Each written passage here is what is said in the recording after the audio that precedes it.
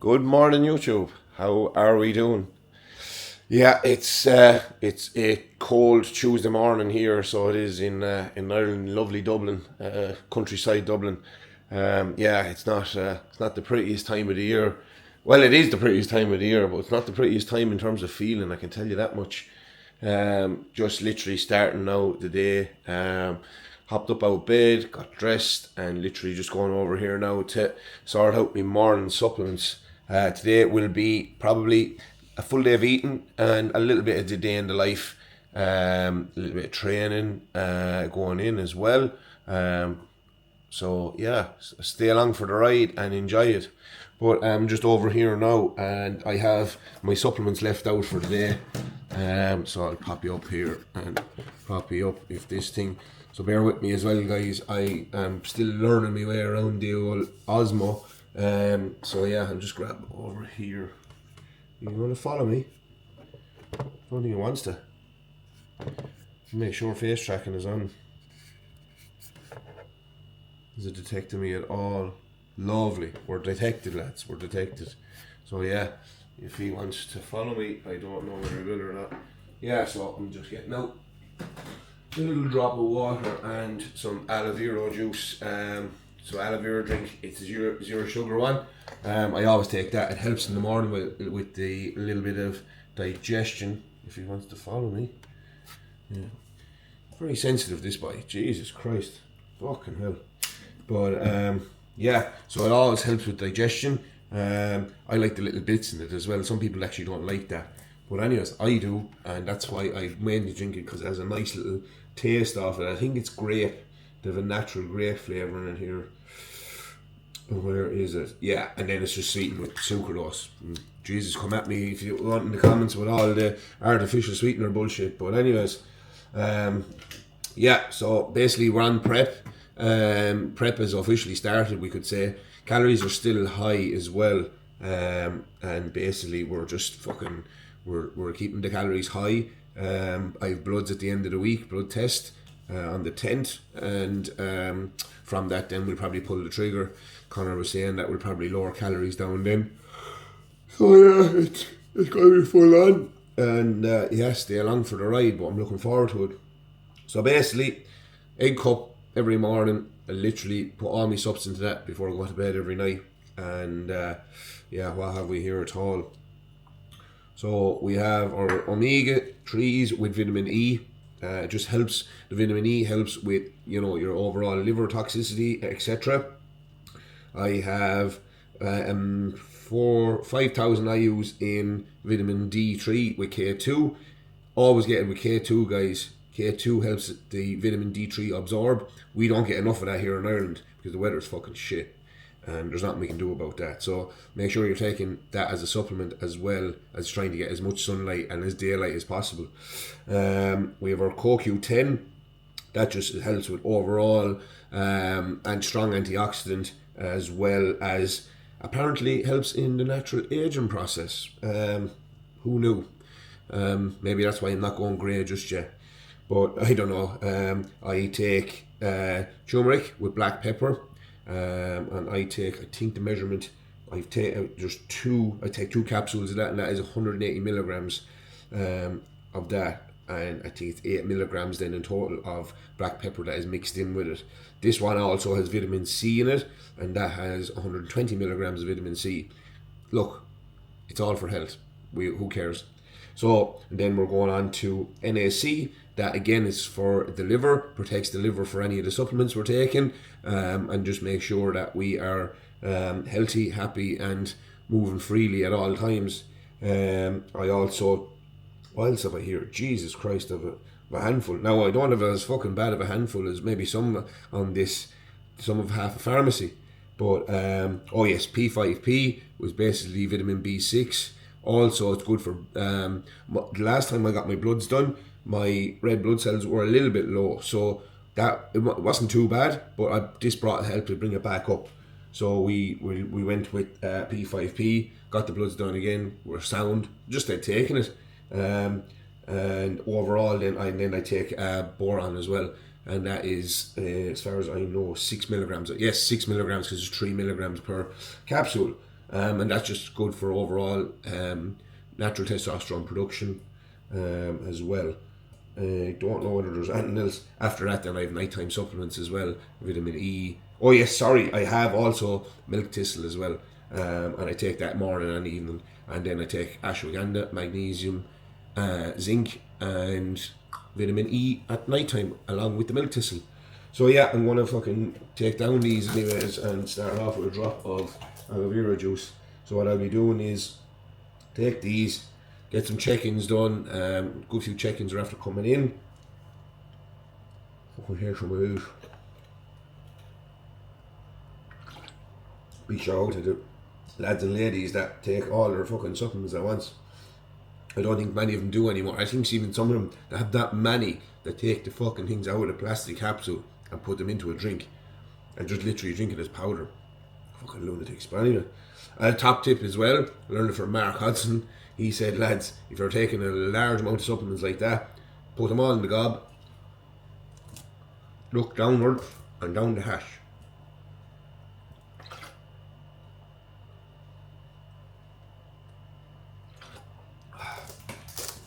Jesus. It was be a marathon every morning to get them down. But anyways, then I'm just going along then with some drop of water. But I also have my apple cider vinegar and lemon juice as well, guys.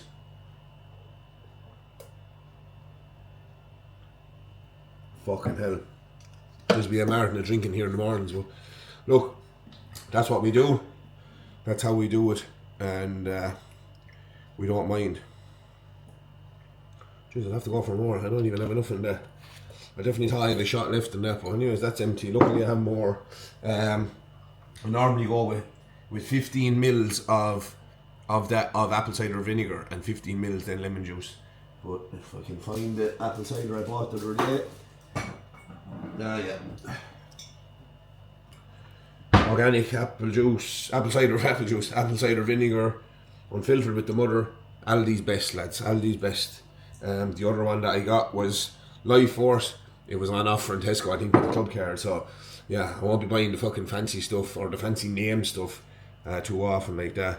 This is a real bougie one though. Aldi are coming up in the world to have a fucking cork.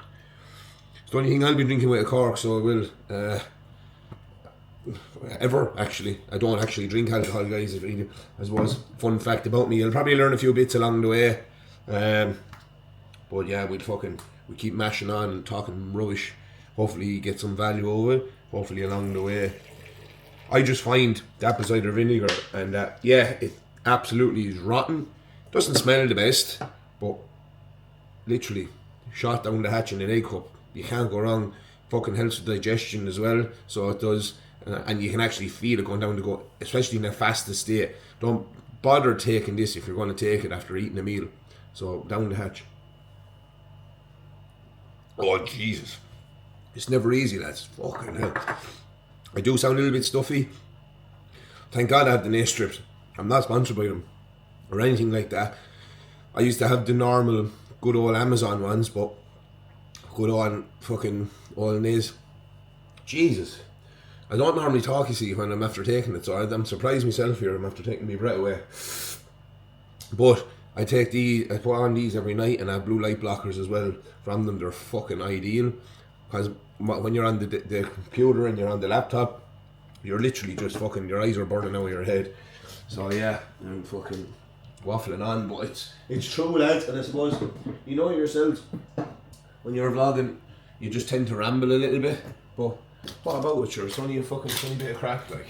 And again, I'm only documenting the journey that I'll be doing, you know. So yeah, as I said, it's up to yourselves whether you want to keep following. But I'd love to be able to have a conversation with you, you know, and things like that. There's not many that, you know, don't get that kind of traction. So I'm hoping to get that same traction myself, because people don't realise, you know, like when you're engaging with the likes of the bigger hitters and, you know, the more successful guys at the minute. I'm at the start of all that. It's nice then to see that there is people actually watching, and that I'm trying to put in the best effort I can. Video editing and all that will come and will improve with time. I'm not a fucking expert yet, but I will do my best at all times. Now, I'm on my own this morning. Normally I'm waking up and I leave wifey in the bed. Callie is the wife, and she's actually on what's called a sleepover, we call it. And she's a social care worker, so yeah, she won't be home till maybe she's due to finish at 9. I must check the phone now in a few minutes. She might be actually on the way if she gets out a little bit earlier. Who knows? But I doubt it. So yeah, she was at 12 to 12 midday yesterday, 12 midnight, and then she goes to bed there on site, comes home, or gets up then, I think it's at 6, and works till 9, and then gets to go home. And then she's fucking wrecked because you're not sleeping properly. It's not your own bed. It's not anything like that. I'd fucking lose my life, so I would. She's patience of a saint. But anyways, fucking this goes in the bin anyway. Oh yeah, as well, it's actually that cold. I'll give you context that we actually fucking have no cold water in the sink, in the kitchen sink.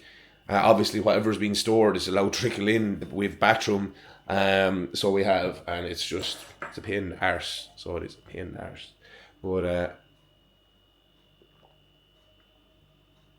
lot of people take electrolytes and things in the morning.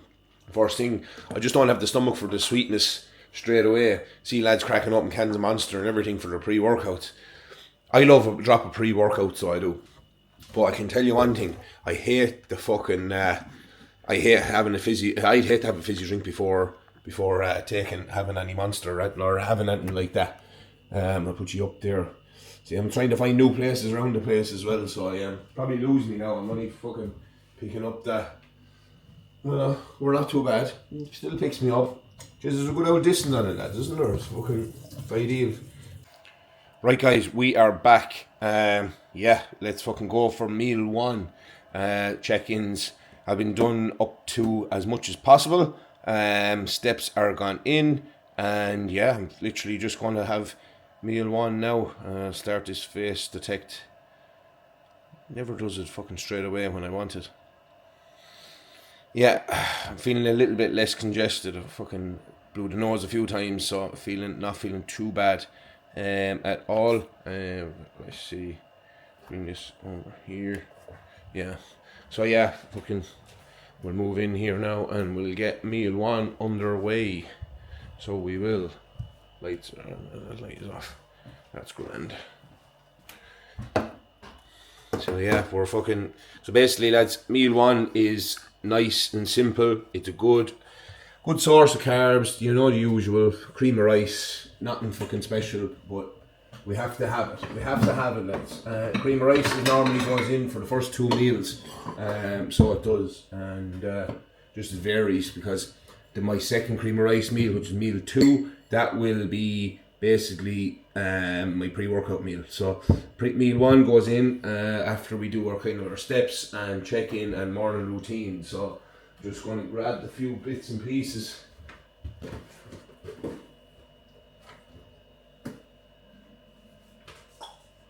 Beautiful, beautiful, beautiful. I don't mind me, lads. I'm grabbing things from the press there all the time, so I'll be always over and back.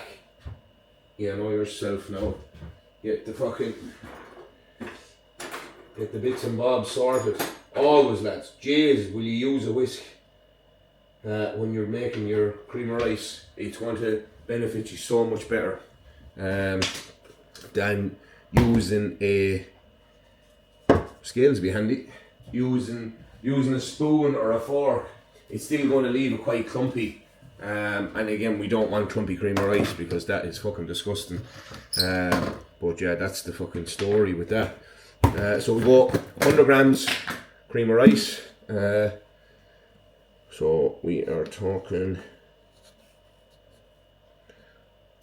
Don't know what it is, lads. When you use a smaller bowl, you think like you're getting more. I always use a smaller bowl for this meal than the other one. I kind of use like a more of a shallow. You know, kind of them pasta dish bowls. They're kind of still like a bowl, but look at that, fucking 100 grams cream of rice. Now this is a little game changer, right? Now this is just an old pill box or whatever I got, but I buy. Smell that, it's unreal. Obviously, people put cinnamon, and I do as well. I love cinnamon. I put all sorts of different seasonings in it, because at the minute I'm using an unflavoured cream of rice. So at the minute I'm buying I'm just putting in unflavoured into that one because I used to have the white chocolate hazelnut Perform cream of rice, but again it's expensive, and yeah, bodybuilding can be quite expensive, so we can save a few quid when we can. And I'm going on unflavoured rice flour at the minute. So yeah, I buy literally in one of the European stores. It's literally a little bag of vanilla powder. No salt, no sugar, no extra bullshit in it. And I literally add that to it, and I just add a decent sprinkling to it. It's just pure powder. It's exactly like cinnamon, only it's vanilla, you know. There's not an extra in it. It's not like, you know, them sugar powders, etc. that you get for desserts and things. It's literally, you know, just vanilla powder straight from the vanilla bean, which is ideal. Lads, whisk. Make sure if you are mixing in any of your seasonings, mix it dry first, alright? And then as well now I'll get the kettle started. I have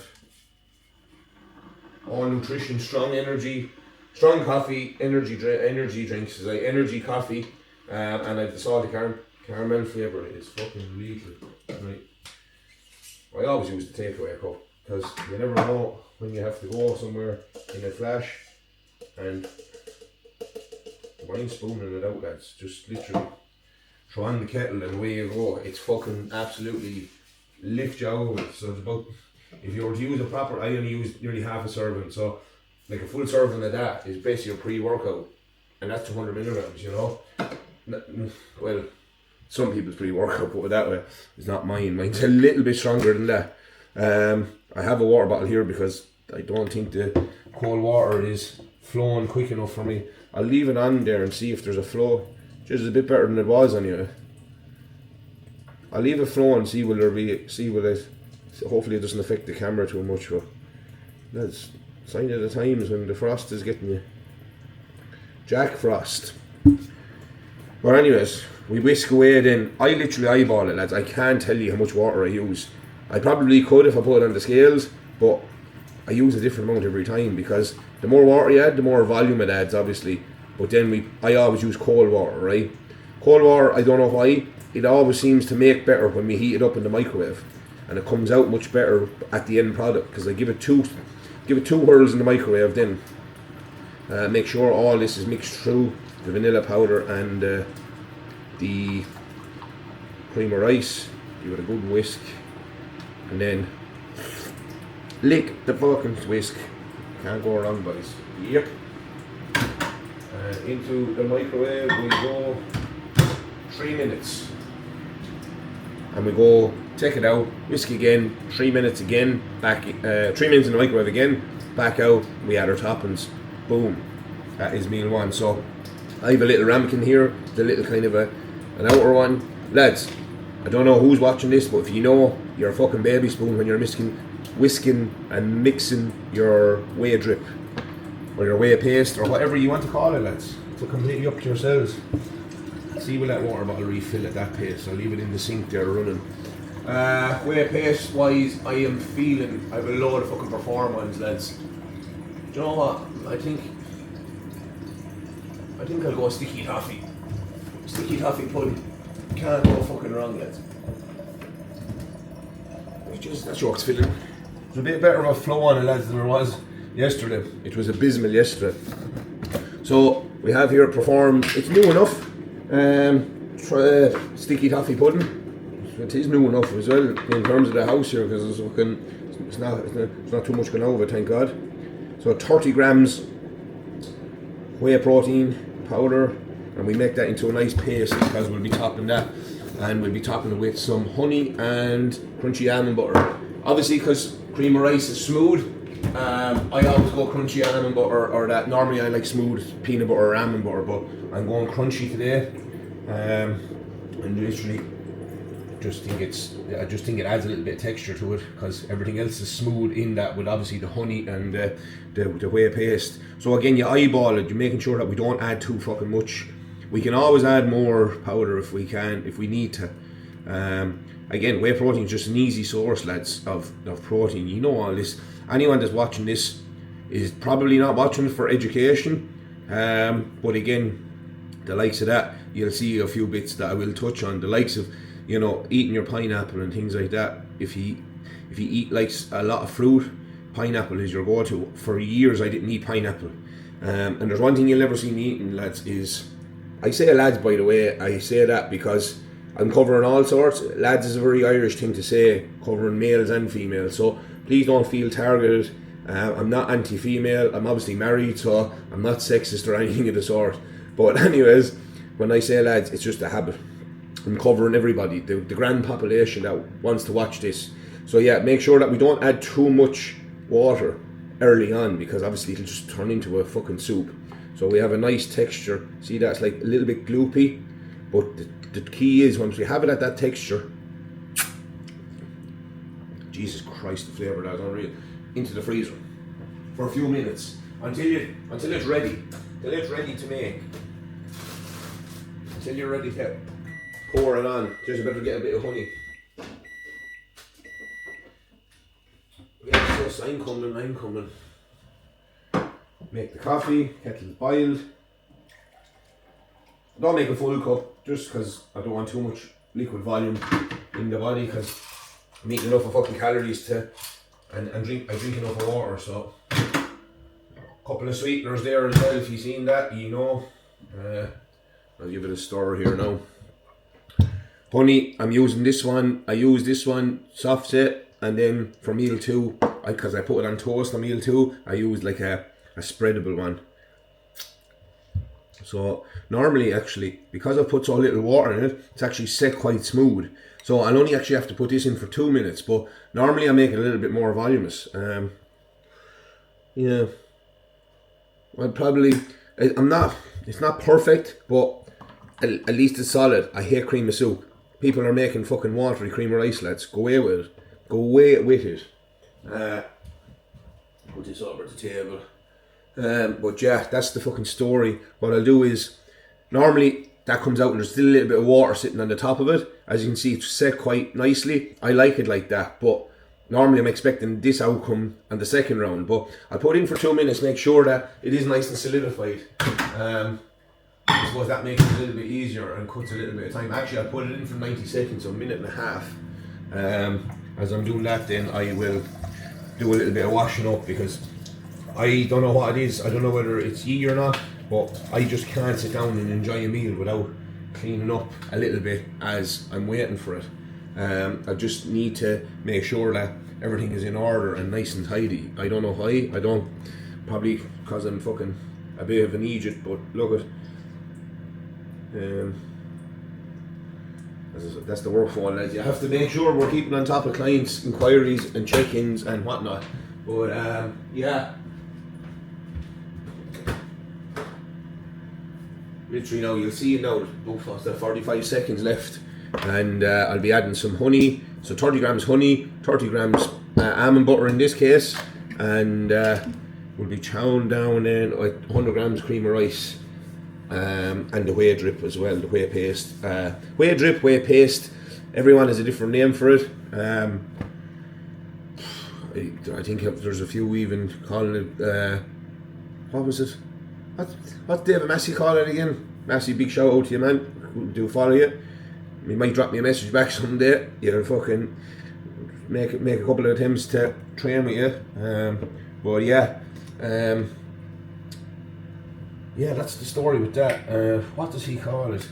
Sludge. Where's fucking sludge? Oh, Jesus, go away. When I hear that, I know that's vintage Massey, I can tell you.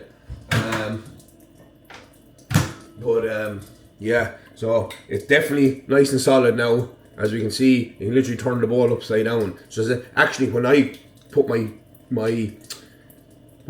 spoon into that, it will be a very cakey texture. I'll give you a taste test in a minute anyway, and you'll see it for yourselves. So I'll go with that. What am I doing now? I'm wrong here straight away. So top tip: always zero your scales, and then put the jar or whatever you're having on top of it. So then you'll see it'll go into minus, obviously, once you zero it with the jar on it of whatever you're having, but it stops us from over consuming. and it keeps it a little bit more accurate. Just that's nice, and actually a nice texture there. Lads, sorry if you hear the fucking tap running in the background, but trying to get a bit of flow going, you know. 29, you bastard. Some crack by when you're trying to balance, and then it sticks to the finger and whatnot. Luckily enough, anytime I lick the finger, when you put it on the, lovely, 30, when you put it on the scales, you know that you can have that. You don't have to put it away or put it back in the jar. So that's the 30 grams of that. Then we go 30 grams of honey. Jesus, I'm reaching down into this. Better fucking zero it first. I zero it. I'll take the spoon out, I suppose.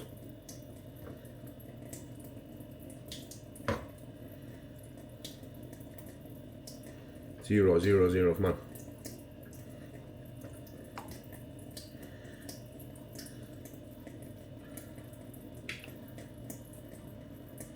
Love honey.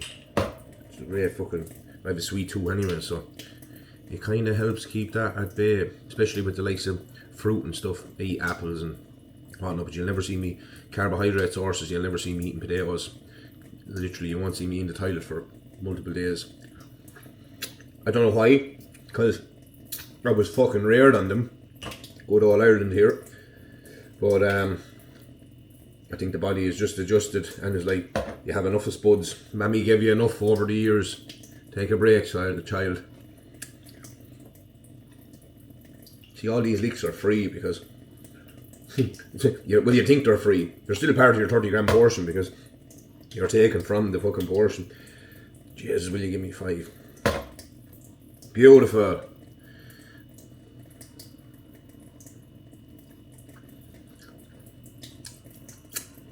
Right, that's the honey sorted.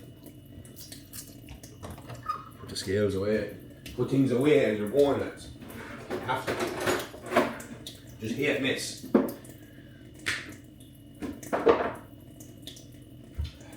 Back out of the freezer then with the way it drip. See, there's even ticking up a little bit more. That's the trick. If you're ever stuck. So we'll give this a little pour. Yup, look at that. Look at that. You might think I'm sick, lads, but sure, look at. Anyone that's from bodybuilding side of things will understand. Any from the Gen Pop, I hope you understand. But give it a try. If you do have protein powder and you're sick of drinking it, don't drink it anymore. I even have enough left here to overlap this like a lot. I'm just going to eat off the spoon because it's so tasty. Jesus. Like, I didn't think the nail sticky toffee as well as they would perform, but they have. Again, that's the only protein that or Joker normally is what I use because they're the ones that digest the best for me. Oh, I use Naughty Boy as well. They're the only ones I can get without any digestive issues. It's a fucking pain in the arse, but lads, if you're still buying my protein and you're still buying DSN quite good as well, I must say, it's fucking tasty as well.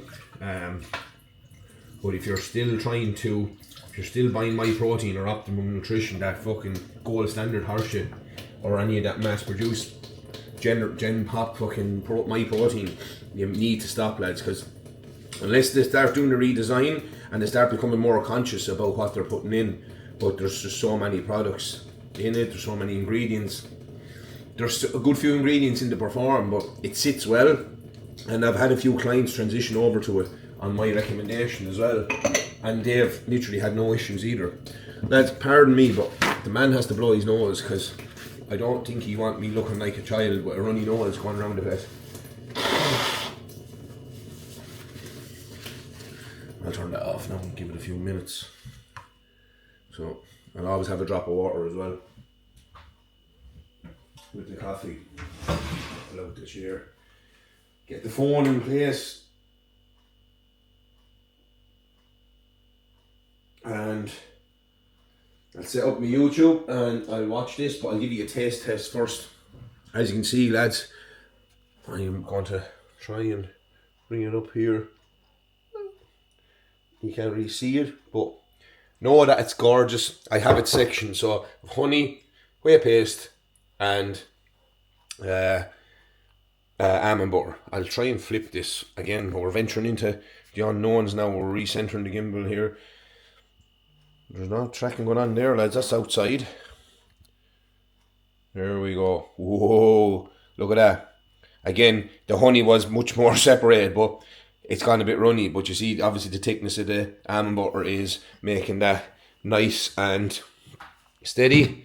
But what I'll do is, I'll literally show you the texture we're dealing with. So I have a little bit of honey. As you can see, it's drippy because the honey was set. Now it's running because obviously the heat off the cream of rice. Nice cakey, firm texture. And literally fucking just feels cakey as well, you know. Oh yeah. I don't think it's heartbeat, lads. It's like it's heartbeat, that texture. Some people like it a little bit softer, but when it's like cakey, like a firm cake, that's the way you want it. You can't go wrong with that. We'll go in again. Oh yeah. Always use a small spoon. Have the baby spoon for the paste, but the small spoon is the job when we're eating anything. Just lasts that bit longer because I eat horse food down into me. Yeah, can't go wrong with that. Right, lads, we will talk to you soon. Not as bad as a client that literally checks in with you every week and you don't hear anything from them from check-in to check-in. I like to make sure that clients are replied to in swift time, at the weekends, on Sundays, on even unsociable hours. You know, as long as I'm awake, clients get replied to, and that's the way it should be. As I said earlier, this 48-hour lead time bullshit is bullshit, and that's exactly what it is. Because if you can't reply to a client within a few minutes of a question, one, you're either fucking trying to guess your way into an answer and get back to them when you have the answer. Two, you're not being upfront with them. Or three, you're just being lazy. And if you're doing one of those, you're not a good coach. It's as simple as that. And again, online coaching, people think, oh, it's a handy job. It's not, especially when you're busy. If you're busy, and look, I'd love to be busier, but the people that are with me, they get their time, they get good detail, and they get utmost consistency from me. If they need the kick in the backside, they'll get the kick in the backside. It's as simple as that. But they have to put the work in. I can put the plans together, I can do all that, but if they don't put the work in themselves, they want it, they need to want it. It's like me, I'm not going to go into a prep if I don't want it. I'm just leaving the back fucking rice there. It probably looks like from the camera I'm going into Narnia. But anyway, so Kelly is sorting out orders. I don't know what she's at, but sure, look, there's more fucking clothes. I don't even know. Probably my vintage stuff, is it? Yeah. Oh jeez. Right, well lads, as well, Kelly has some of my clothes up in Vinted. I'm gone too big of a buy now for some of them, so buy up them clothes. And there's a few actually jerseys and stuff in it. Is there many jerseys left, Kelly? Yeah, I put 5 or 6 maybe. Yeah, well there you go. Kelly even knows what fucking clothes I have left. So it's now she doesn't dress me every day. That's one thing, because it's easy to dress me on a daily basis. Training clothes and tracksuit bottoms on a daily basis. Other than that, yeah, buy up the vintage stuff anyways, lads. I'll leave a link in the description. No codes though, no discount codes for anything there. It's cheap enough. But a few Formula 1 bits in that as well. That's another thing as well. If you don't know anything about me, you'll know, or if you know anything about me, you'll know that I love Formula 1. Gone to a good few races and that over the time. Don't mind me now, I'm potting around as well, so potting around, for anyone that's not Irish, is basically tipping around the kitchen doing a few jobs. Probably doing fuck all really, but again, it still feels like I'm ticking the boxes for the day. Anyone that's bodybuilding, anyone that likes routine knows that it's nice, and it's a nice feeling to have everything set and ready. But the rice is ready, all that'll be done, and that'll be flicked on then later on when it's kind of due. I'll only flick it on when I'm having meal 4. Or like before I'm getting ready to have meal 4, and then for meal 5 then I'll just keep it turned on in the warm. It's obviously, you flick it on like a kettle, and then it goes to cook, and then when it's cooked, it goes back to warm. So it'll flick itself back, and it'll light plug it out, then it'll stay warm. So if you are looking for anything, buy a rice cooker for this January. It'll make your meal prep so much easier as well, lads. That's a top tip of mine. But the likes of that, if you keep any of your carbohydrates out like that, make sure that you buy a rice cooker. You know how to cook potatoes, you know how to cook anything. Even if buy an air fryer and a rice cooker and a microwave, it's going to make life so much easier. Jesus, let's see with me. The good old cream of rice is taking full effect. But it's almost time for a few steps now in a few minutes. But yeah, nearly have everything done. Water bottles are filled. Water bottle is filled for the gym later on. That's another thing I will talk you through right now, because as I'm establishing things here as I'm going along, I'm obviously taking you on the journey. But like that, when you're kind of new to vlogging, you're kind of guessing the way and what you should be saying. But you base it on a basic template. You tell people what you're doing. You show people what you have, and somehow we all get some interest from that. We're all weird that way, and we all like watching what people eat. And full days of eating seems to get the most traction. So I literally, that was one of them aloe vera bottles that I was showing you this morning when I was doing my supplements. So I literally just peel the label off. What I do is I'll put in this then intra workout. This is basically electrolytes. So I put in a scoop and a half of that, and that is, I think, scoop and a half works out at 12 grams. I'll tell you now the serving. It's the Perform Hydrate is what I use. Either cola bottle or the gummy worms is the ones I have at the minute. Obviously you can see the colour today. It's the gummy worms, but this is the cola bottle. Sorry, a 7 gram scoop. So we're still talking about 11 grams of electrolytes. Again, I always find it's good. I never used them up to literally last year, and a guy gave me a sachet of fucking electrolytes, and I used it on legs, and it was absolutely searing heat outside, and I sweat fairly hard when it comes to sessions at the best of times. But obviously in the summer it was fairly hectic. I have L-glutamine. I always use that. Always a good fucking serving of that. So there is, I use about 15 grams to 20 grams of that for intra workout, and then I use a little bit more then later in the evening with my meal 4. L-glutamine, lads, if any of you suffer with anything with your gut, digestion, etc., it protects the gut, it forms a lining, and it'll allow your digestive system to work correctly. When we're pushing high calories, it's always good, and we always make sure that we're using L-glutamine, because if things back up, we are in trouble. We can't eat our meals properly. 1, we can't. 2, we can't enjoy them. And 3, we just need to make sure that we have a good flow, whether that be your normal bowel movement in the morning, evening, afternoon, pre-workout, post-workout, whatever it is, your system should be working like clockwork. And then I always go with 8 grams of creatine intra-workout. I use a little bit more than in the evenings as well. I'll normally try and get just short of 18 to 20 grams. It's apparently higher doses now. I used to only use the 5 grams a day, and obviously it stood the test of time. It was fine. But higher dosages of creatine up to about 20 grams for my size anyways.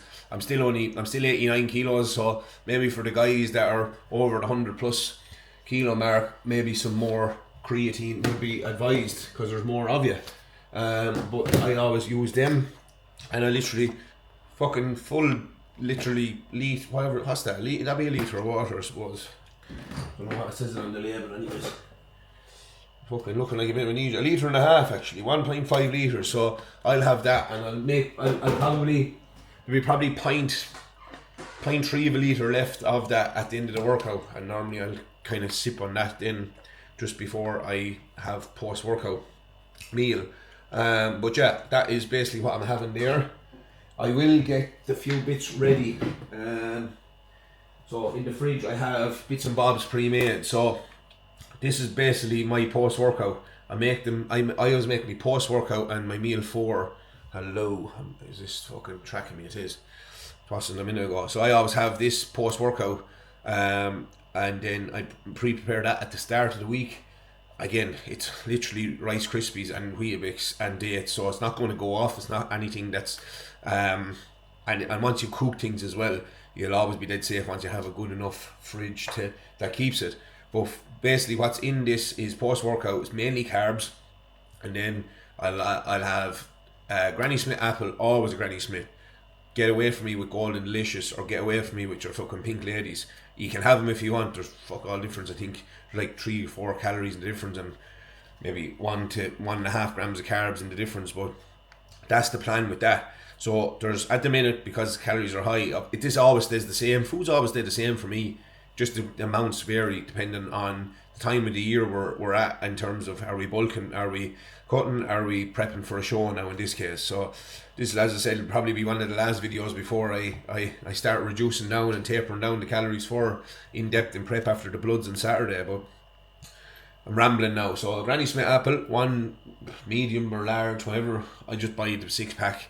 So I've one of them, and then there's 30 grams of dates and 140 grams of Rice Krispies with 3 Weetabix biscuits. So the wheat bisques, I think. Again, I probably said it before, I'm a cheap bastard, so I'll always buy the Aldi or little ones. I'm not that posh, unfortunately. Weetabix are sponsoring me, or Rice Krispies. I'm going with the Tesco own brand, or Aldi or Lidl, wherever I am, and wherever it has the best deal at the time. Normally Tesco, because they have the biggest box of their own brand. Aldi's are grand, but it's only a small box, lads. You know, it's fucking 140 grams, and I'm having that 5 times a week. Yeah, you need 2 boxes then, you know, because there's only 370 grams in a box. So yeah, we're making light work of it. Again, I don't weigh out the Weetabix, because I'll just keep it standard enough. I'm doing it so long now that I'll, obviously, if I'm cutting, I'll just maybe taper it back, depends on what Connor says, in my own situation. But what I do is, I'll get the blender, NutriBullet, and I'll put the Rice Krispies in, 140 grams, and the 3 Weetabix biscuits, close it up, dry weight, blitz it until it comes into a fine powder. Literally, all I do then, lads, is add water to that. And again, I add water and I let it soak itself, so it doesn't always soak at the bottom. So it looks, as you can see, it's kind of dry, the transitions. That's ideal for texture. That is fucking unreal. The little kind of damp with the water. I know some people don't like that word damp or moist. I know I don't. I'm after saying it and really after sickening myself. But it is wet, we'll say, and it even sounds bad. It's fucking liquid. Anyways, it's basically that, and then it doesn't trickle down all the way. So it's a nice little texture break along the way. And then the 30 grams of dates adds a bit of a chew. But then you're thinking, Mike, where's the protein? What I do is I'll take the dates out of it. So I eat everything in a fucking sequence. I'm probably a bit fucking autistic like that. And I have an apple, then I have the dates, and then I'll have the Weetabix in this with the Rice Krispies. And what I do is I'll get the whey paste. I have 30 grams of whey paste again, 30 grams of whey powder, and then obviously make it into a paste. And I'll spread that along the top. So basically I have the flavour of the whey paste, whatever one I have at the time, on top, layered then like fucking slab of butter on top. It looks what it looks like. And then obviously I have the watery part of the Weetabix. As I go down, then I'll get a little bit then, and I'll eat it in sections as I'll run along. Yeah, I'm a bit fucking weird like that, but I think we all have weird ways of eating things. So I'll get this ready as well, and let's just get it out. I don't mind it, because with that it's actually nice at room temperature. So it's not too bad. So I always like to take it out, but in the summer I leave it in as long as I can, because it's fucking it gets a bit stodgy then, you know, and we don't want that in the heat. So literally, our Granny Smith apple, we have our whey pasty. I'll just show you. I'll turn you around to it and I'll open it. Here we are. I'm on top of the air fryer here. So as you can see, it looks absolutely terrible and despicable, but look, sometimes nice food doesn't have to appear pretty, and I am no Michelin star chef. Coming back around to me, it is again. And I have the Granny Smith apple. I'll get the little container now and I'll prepare that, and I will go over here. Where am I looking for the container? Oh, the press. I don't know, probably you've all fucking Tupperware presses. If you don't, I don't know what you're at, because and they have to be messy. They have to have a mess in them, you know. At least one of the shelves anyway. Isn't that right, Kalia? Yeah. We're no fucking guessing there who's at that crack. But we'll go with it anyways, lads, because I'm sure you'll understand. 1 second now. This fucking thing. Sure. 1 second now.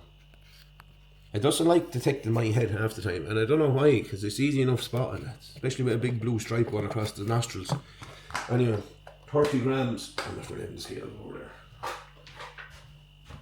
30 grams. Right, and what we do is, normally if Callie is around, she'll pick the protein post-workout. So give us a shout there, Callie. What are we having? What did you have, maybe? Well, this morning I had sticky toffee, and I don't know what I'm going to have for meal 2. But this is going to be post-workout. So I want to make this sure this is right. Lads, Callie wouldn't mind being on the camera, but she's after coming off a night shift, sleepover. We're not having that, because I'll have to listen to her when the camera's off. She's laughing now, but it's true. Go on anyways, lovely. Irish cream. We're going Irish cream, so we're going Bailey's, lads. We're going Bailey's post-workout. It's the only time you'll see me near Irish cream, I can tell you that. Big pioneer heading me. So yeah, up here, as you can all see, I have lots and lots of Perform protein. I don't know what that was good old mass gainer days. That was when I was afraid to eat, basically. But yeah, where can I see? Irish cream. Lovely. I don't know how I'm going to be in PCA at all, lads, because I'm reaching for that. But sure, anyways, we'll fucking go with it. Hopefully it'll work in my favour. So again, we got 30 grams of Irish cream Perform whey. It's actually near the end of it, and unfortunately, it's it's a limited edition. So I've had it a while now, actually, but because obviously I have so many flavours that I dip in and out of them all, so they all kind of go down levels evenly enough. I don't overuse one or the other unless I don't like the flavour. I had one here a few weeks ago, well, a few months ago now, it's gone. I had it for a fucking year, and I felt like it was a never-ending pot. And then the good ones just end up disappearing. Like chocolate brownie batter is my favourite one. That seems to piss out of place.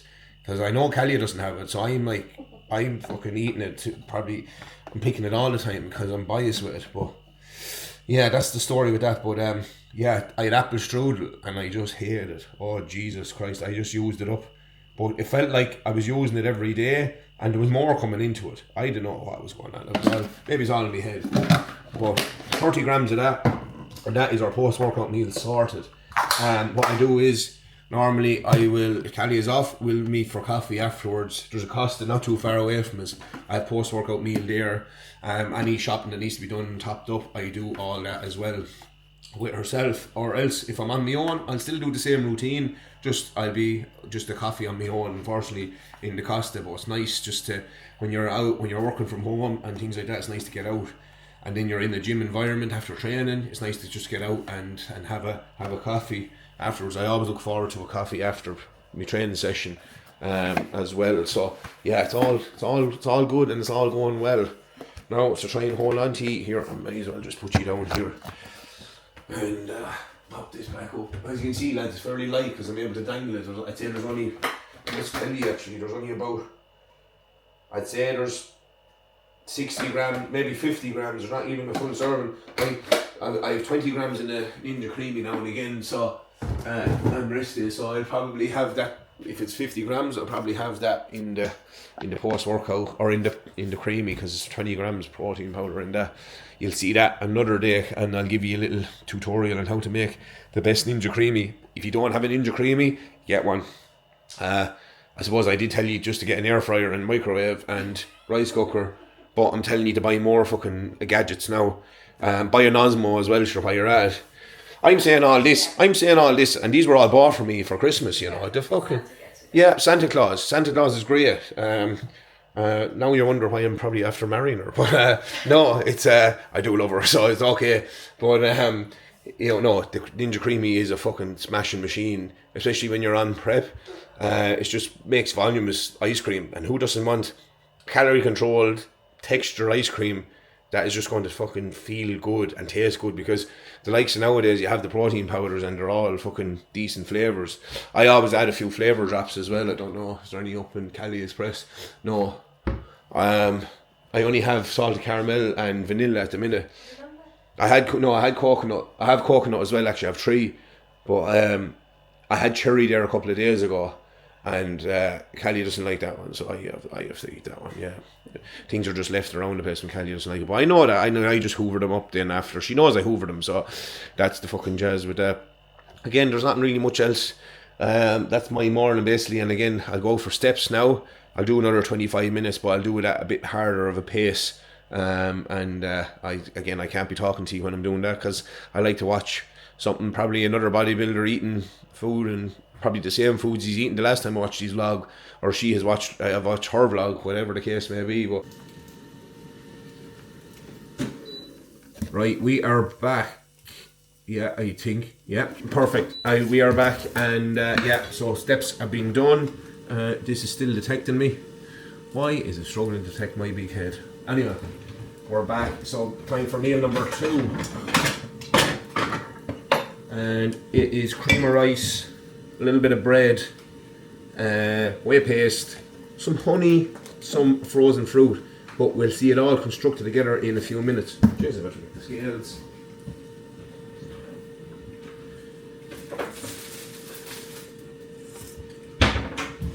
So at the minute we have a few bits and pieces. So this is the bread I use. I literally get it in Aldi. The one that kind of matches the macros for what our goals are is basically this is 17 grams of carbs per slice. So normally, and then on rest days, anytime there's bread involved, I have the one that has 15 grams of carbs. Obviously, I'm sure as we get into prep, that'll go down to the likes of the 60 calorie bread and all the low calorie ones. Unfortunately, we don't have Jason sourdough here in Ireland as of yet. So Jason sourdough, if there's anyone from marketing watching, get your sourdough into the Republic of Ireland, please. I think it's even only available in a few different places up the north of Ireland. So again, that is, who's that? That's our fucking neighbour up and by. Yeah, so it's only available in a few different spots. So you have to plug that in. I had that out last night from the rice cooker. This one? Yeah, the one with the loop on it. Yeah. So yeah, Kelly's here. We're both making breakfast together. So again, we are going this time with 150 grams of cream of rice. Yes, we're going a bit overboard there. 150 grams cream of rice, 2 slices of brown Aldi bread, 17 grams of carbs per slice. I'll pop that in the toaster. I'd say it's after losing me. You're on probably on the camera now, can you? Maybe. Yeah, you are. Say hello. Yeah. So yeah, we are there, and then we're going. I always put the raisins out. Away I'm out. I'm in a little container like this because the bags rip like fuck. So I have 20 grams of raisins. I'll give you the macro breakdown at the end, but it's fucking. This is a heavy one, so it is. But again, because it's like rice flour and it's all low volume food, it's great this time of the year. It's all tasty. I always find low volume foods are the tastiest. If you know anything about your peanut butters and your fats like that, they're always so tasty. I'd eat a jar of peanut butter if I got the chance, to be quite honest. Same with almond butter, especially the crunchy one. Almond butter, crunchy, peanut butter, smooth. That's the fucking rule here. Now, if we can't get the almond butter smooth or crunchy, we're in bother. But likes of that. Right, we'll get Callie to pick a protein again because I'm looking here and I'm like a child in a sweet shop. I don't know what to pick. What do you think? Blueberry muffin. Right, we're going blueberry muffin. Gigi makes me work for it, lads. Fuck's sake. As I said earlier, I don't know how I'm going to compete in bodybuilding tall. I am 5'11", so for anyone that wants to know. So I am in that PCA tall bodybuilding tall threshold. Yeah, look, as I said, I'm going to compete in the open, 30 grams of this. So it'll be open tall, bodybuilding tall. There is no weight cap in PCA as far as I know. It's all just weight classes, even in classic and men's physique, masters, bikini, all that kind of thing. There's all the different classes, age groups, etc. Juniors is bodybuilding as well. So we've 20 grams of raisins. We've them out on the table. Cream of rice, 150 grams. I'll go with a little bit more of the vanilla powder that I was telling you about earlier. I'm telling you that if you're fucking sick of cinnamon and things, go with the vanilla powder. It's a fucking game changer. again, it's another different flavour, because like I said, that you can go mixed spice, you can go all spice. I use any of the types like that, and I'm like a headless chicken. I think that's Callie's breakfast anyways, lads, so don't be worrying about the beeping. It does that, as you all know. If you have an air fryer, you know. We'll go with the old baby spoon again. As I said, if you know, you know. It's easier with the whey paste and the peanut butter. Now we'll try and see, will a miracle happen, and will there be anything out of this fucking tap? And there's a bit of life in it, lads. Right, we'll save for here and we'll get it going. I'll be having some pre with this. Normally, I used to have coffee with it, but because I have coffee for meal one now, I kind of varied up, and I'm kind of, the stomach then is in a good spot for something sweeter in terms of I'm kind of concentrating here now. In terms of pre-workout, so I don't know what one I'll have. I have a few different types there. If you are looking for supplements and you are looking for them on a cheaper basis, My Core Supplements looks after me in terms of a little bit of a discount code, and anyone that follows me, if you use code Coach Mike 10, no Mike, Coach Mike. Jesus, I'm so used to hearing lads saying, oh, code Cuba 10, code DMAC 10, all these. I'm fucking saying the 10 part as well. It's just Coach Mike, okay? I'm not that fancy. I don't know. I think it's 10%, but you see, if you use it, they alter it every so often, because if there is a special offer, that they'll apply it to any of the discount codes. So if they're doing a 20% deal, it might be Coach Mike, but you might get 20% off. But the standard is for any non-sale items anyway is Coach Mike, and you'll get yourself a 10% off. I think it's orders over 90 quid is basically free delivery. And again, if you order before 12, you get it the next fucking day. So it's ideal if you're short on anything, and especially it's ideal for any of the Irish heads. So 3 minutes there, as the same as this morning, same drill. We'll go then with the drop of water then into the whey paste. Again, this is can be a fine art, but can also fuck up.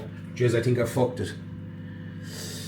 Because blueberry muffin's a bit fucking, I don't know why, it makes that a little bit thinner, so it needs less water. Actually, you know what? I think I'm sound. You see, it's probably, I think there's more coming out than there is normally, so I'm like, the tap is after there's too much in it. No, it's absorbing it lovely. I'll show you now in a second as I mix it. I'm just mixing here. But yeah, as I say, My Core Supplements down in Cork, but as I said, they have an online store. If you're down in Cork and you can go down and you can go into the shop, I don't know what, I think it's it's the Bishopstown. I think they're in Bishopstown. I've been rarely in Cork. I know, am I Irish at all? Not been in half the counties, but I haven't been to Sligo, I haven't been to Fermanagh. I'll bring it. I haven't, well, it's a fucking tour of Ireland. Maybe after prep, but sure, we have honeymoon then, lovey, so yeah. We're thinking of going to Antalya. We've seen a few bits and pieces on it, and obviously looking at Dara Mac's vlog, it looks quite nice, and the fucking weather, we both want sun, because I love the heat. Callie loves it too, but we can tend to overheat, you know yourself. But we will go with it, and as I said, it seems to be nice. I'm sure we'll go over and we'll talk to the pharmacists, and we'll talk to the fucking people on the street, and we'll talk to anyone that's willing to listen to us. Anyway, that's the jazz with that. So you slap down my toast. Yeah, me a plate, please. You want to play it?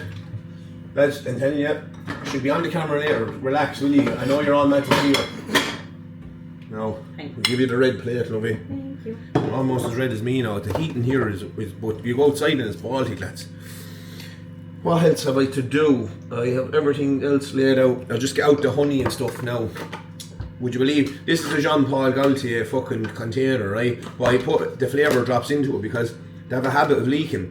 And Jesus, the smell of the flavour drops in it because it's leaked over time, and there's every smell of a flavour in it. I'd say it's with flavour drops, it's always just chemicals, but sure, look at, we could be at worse, lads. We'll go with the squeezy honey this time, and some ground sweet cinnamon to top it off. I'll get it here now in 1 second. Yeah, so I'll leave them over here, pre-workout or post-workout, I'll leave it there. I was looking, I'll prepare that for later. I showed you that. And everything. Oh yeah, yes, a little bit of that.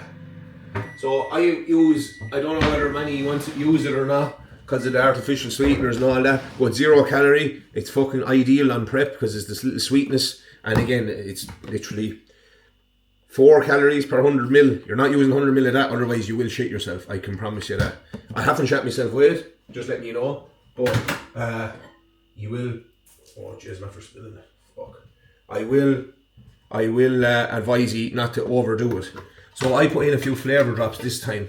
So I'll use the vanilla ones. I have to fucking wipe after spilling half the water on top of myself. It's okay, I didn't burn myself. Alright. I think so. I'm not burning anyways. So we whisk it. This is the one I was telling you about earlier. Obviously I made it a bit different this morning. It came out solid after the first one, which was ideal, but this one has the water still sitting on top, so I add the flavour drops then this time. Give it a good whisk. Make sure that anything that has set in it, that it whisked around again, and then the next time it comes out, it'll come out nice and firm. Just trust in it, lads, trust in the process. It's like anything, just trust in the process, and trust me, it will be lovely. As I said, I've seen people butchering cream of rice for the most part for fucking years and ages. And yeah, as I said, some people are giving out, they're still drinking it. So back in there for 3 minutes, some people are still drinking it. So it's wild enough that way. So pre-workout then, I'll probably go get the little, I just get a fucking cup because I don't use that much water with it. Just because I don't need that much volume water wise. I drink water that is on the side, just to keep hydrated. You'll probably notice that I'm always putting water out of the fridge. I always like water freezing cold. Even this time of the year out of the tap. Yes, it's freezing, but I don't know, I like it when it settles or something, and I like drinking it out of the bottle rather than that. But we'll probably go, I don't know what one we'll go with. Might go with the DFib from HR Labs. They have 2 at the minute. They have 2 limited edition ones. They have a Dr. Pepper copy, and they have a bar cream soda copy, and they call the Dr. Pepper one Dr. DFib. DFib is the name of the oak, but I think we'll go with American cream soda from HR Labs, and pop a serving of that in, or a couple. This one's a weird one, lads. This fucking pre, it's absolutely class because I love the Joker 2.0, and it's savage for leg days. Fucking pump off and everything is perfect. It's not too much, but you're absolutely stimmed off your fucking chops with it. I get the whisk again. Anyways, it's only cream and rice on it. So I literally give this a whisk up in the cup because obviously I knock shit out in the shaker, and I put a scoop, nearly 2 full scoops in there of pre. But it's kind of a creeper. Until you start using your energy in the gym and you start using it, that's when you realise you've pre gone in, because there's that extra little bit of a boost there in you. I don't know how, I don't know why, but that's how it is. Me toast, I'm just flipping it around to give it another little bit, turn it down because I don't want it burning. And as I said, syrups, you can't go wrong. And as I said, I only top it with some of the cream of rice. And in there.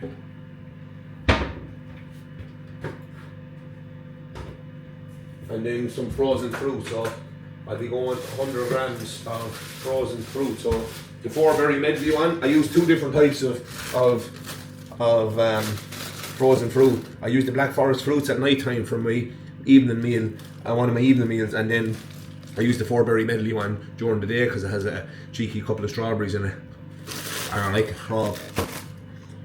Fine after eating that, and I'm on camera. Don't be talking with your mouth full. That's why I was told years ago. I'm doing it now.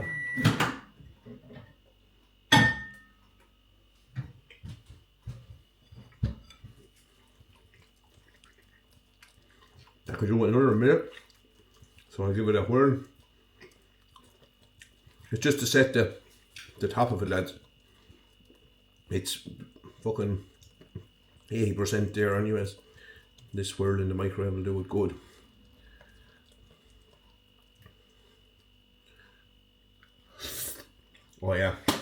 Yeah, the flavour drops. It's unreal, lads. So back in, we'll put it in for a minute. That'll do it. Fine. And then, as I said, I fucking always seem to clean up as I'm going. So, don't mind me, it's part of me. I'll always do it. So the toast is after popping up there now. Bring this over to the table and bring this back.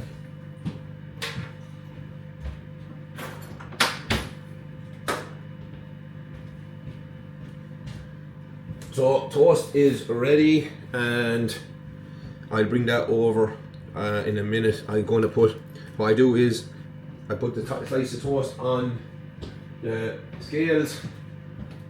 So 30 grams in total, so obviously 2 slices, 15 each. Yes, quick maths, I am fucking lethal. So squeeze. Lovely. 15. 15. Beautiful. Yeah, and then I'll bring it back over to the table, and I literally put the raisins, just sprinkle the raisins, the 20 grams of raisins between the 2 slices, and then I'll coat that then in the whey paste that I have in the freezer. As I said, if you know about the whey paste in the freezer. I was telling you earlier that it's good to do it, as it sets it a little bit more. It makes it a little bit more thicker as well. So cream of rice is after beeping, and it should be ready. It is lovely. So as you can see, it's nice and set, and it is time to top it off. We put 100 grams of berries on it. Try and not get the strawberries in, because I like to eat them separately. I'll always have a bite of 1 or 2, so it's 100 grams of, there's blackberries, blueberries, it's kind of mixed. As I say, it's 4 berries in it, obviously 4 berry medley. Good man Michael. There's a straw after fleeing shot after eating a couple of straws here. That brings me up. So I've 85 grams in that, because I ate a couple of strawberries. And a bit of this strawberry skinny food coat syrup, and then the ground sweet cinnamon straight into the freezer then, because I eat it in a process. I eat it in a kind of a way that obviously I enjoy. I have the toast first with the whey paste on it, and then I'll go for, while the cream of rice is cooling in the freezer, I'll have that, and then I'll go for the cream of rice in the freezer when it's cooled down a little bit. So whey drip is ready, and I'm going to put that there beside the toast and pop in that. So as I said, I'll top this off with some ground sweet cinnamon that I have over here, just as much as you want, lads. There's no need to spare that. If you want to poison yourselves in it, by all means go for it. It's all to taste. And again, I probably use a different amount every day. There's no 2 days the same. But if we can have a bit of cinnamon, what can we have when we're on prep, as the fella says. So I'll just pop that into the freezer, close it up, and let it do its thing. What is the story? We are heading to the gym, and as the face detecting it has. So we're literally en route now. The gym that I normally go to, it's a fantastic fucking gym. Really based kind of all on old Nautilus, Cybex, bodybuilding stuff. So there is, I fucking love it, so I do. Level Up in Balbriggan is called. I do a little bit of in-person personal training there as well, with a few clients. Obviously I'm trying to build up my base there as well.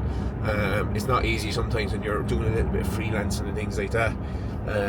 But look, we grow, and as I said, God is good, and yeah, I'll keep praying that things really become successful over the time. You know, patience is a virtue, and you know, so far it has been very good to me, coaching and the overall lifestyle. As I said, I've done it for a good few years, but obviously now that when I got qualified and things like that, that I can do it now and advertise it and you know, give people that better quality of life. That's what is going on here. There's actually a tractor driving straight at me. Fucking hell, he's gone back in. oh, there's a fucking lad walking the dog, is what he went around him. Good Jesus, I said, this is the end of me, and the first day I do a day in the life, I'm going to be fucking killed on live Osmo, live TV. But yeah, as I said, it's only about maybe a 12-minute drive maybe from the house to level up in Balbringan, which is ideal. And I love that because it gives me a great chance to it's just a long enough journey to get me in the headspace, but it's also a long enough journey that it's not too long that I'm like, I don't want to get out of the car then and I'm all fucking stiff, and it takes me fucking 10 fucking sets to warm up before I even do it. I hope this thing, yes, she's a bit slidey, obviously she's not 100% secure, but I'll do my best with her. And obviously I'll be looking to try and get some sort of a steadier mount for it as time goes on. But yeah, as I said, meal 2 went in lovely, went down lovely, went in lovely, all those kind of things that we all know and feel. Sometimes just meals sit a little bit stodgier, even if it is easy to digest, and the pre-workout was gone in. But again, the likes of that's kind of a fucking, that HR Labs one, the defib one is a fucking, just a real creeper of a pre. It doesn't feel like it until you're nearly activated. It nearly has to be activated. Jeez, this going around the bends now, it's fucking not easy on these roads. But yeah, I had a great morning. Boxes are all ticked off. I can concentrate now. I have a few consultation calls this evening. I always try and hope that consultation calls are booked for evening time, because it allows me to give the perfect time to each client, and it allows me to keep in that headspace rather than going from a check-in mindset to a consultation mindset where you're promoting yourself and you're promoting what you do, and it's not you're selling yourself, but it's literally, this is my pride and joy. So of course when you talk about something with passion, it sounds like you're selling it, and yes, it is it's my sell, but it's not. It's more than that, and it cuts deeper. Coaching is a lot more, and there's a lot more in it, so there is, than meets the eye. This sucks after losing fucking me again, but I'll kind of rotate it and exit the face, detect again, and I'll start it again. Might detect me, should detect me again anyways. But yeah, it's a case of, it depends on the person, but I find it so passionate about it, and I always get that rush, so I need to keep that rush and momentum for consultation calls, so I'm in that headspace and I can think about what I'm explaining to people, because sometimes I get a little bit sidetracked, excuse me, it's fucking meal too, boy, and I get a little bit sidetracked with the excitement, so I need to keep those separate. So mostly that's why I love having check-ins all in the morning. There's obviously going to be a few that are later in the day, but again, that's normal too, because people have other lives that maybe they got up that little bit later, or they had maybe a sick child or something like that they had to look after, and that's responsibilities that obviously I don't have, but I understand that people have, so I make the allowance for that, but I always like to have the check-ins, and I'll always say that. And if you miss a check-in with me, you're not going to get it. If you check in with me, I'll do it tomorrow. No, it doesn't work like that. You'll still get your ongoing WhatsApp support and your ongoing messaging and any questions you have. But your main check-in, you should be excited for that. You should be passionate about that. If you really want to achieve your goals, lads and ladies, you have to be excited about your check-in, because with that check-in is, you're going to be fed with knowledge. You're going to be fed, well, you should be fed with knowledge. You should be fed with how you feel the week has gone, in terms of, you need to give the details of how you feel your week has gone. You need to tell your coach everything. Secrecy is not going to get you progress, because that makes the coach look bad, and especially when the coach doesn't know everything that's gone on. So transparency is everything, as well. But yeah, so after the plan is train delts and arms today. So obviously I used to train legs twice a week. I'm training legs once a week now. Connor feels that my legs are big enough that we can afford to do that once a week, and I've actually grown my legs, so I have massively, in 6 weeks. We're running this kind of split about 6 weeks now, where we're doing legs once a week, and my legs have actually responded fucking hugely. I think I've put on a fucking good few, literally a good few inches onto the quads. Now, legs are very responsive for me. My legs grow quite large quite quickly. My legs are big, which is why I'm going for open bodybuilding, because I feel like I've worked so hard on my legs and I train them so hard that it is such a hard session that if I hide them, it'll feel like I'm doing myself a disservice. My upper body needs to come on a lot. There's a brand new fucking BMW gone by, 2026 already. It's fucking, yeah, where some people are literally made of money. But anyways, I digress. I feel like my upper body obviously needs to come on a lot to match my lower body. My quad sweep, my overall calves even are very, very fucking good. My glutes are still fucking, there's still striations in my glutes, which is fantastic. If anybody follows me on Instagram, you'll see my check-ins in my little highlights folder thing, and I do the check-in upload every week as well, so people can see. But like, by the time I'm ready for stage, my legs should be absolutely skin to bone. But again, so I get quite lean quite easily, and my biggest worry is, literally we all have worries, but my biggest worry is that I lose a lot of, obviously I lose a bit of body fat. I'm still quite lean by nature anyways, because I'm quite active and my metabolism is on fire. But the likes of that, I need to make sure that I don't lose all the size that I've put on in my upper body. Since we've gone to this split, that all my top line from my waist upwards has grown so much as well. My measurements, my metrics, everything has gone up. My lifts have gone up, and I'm recovering. I am a little bit more sore, which is natural enough because I'm training the upper body that little bit more. But I feel like I feel a bit worried that I'm going to lose a little bit at the top line. Again, that's me being transparent, and again, I don't want to lose the size that I have. I feel like I'm a lot wider than I was, and I never feel like that. And I know that I'm not that big up top, but I'm trying my best. I'm pushing so hard, and again, that's all I can do. My legs, if my rest of my body was as responsive as my legs, I would be fucking huge. I know that for a fact. But yeah, I still always push the fucking boundaries, and yeah, my back isn't too bad. My back has come on a lot.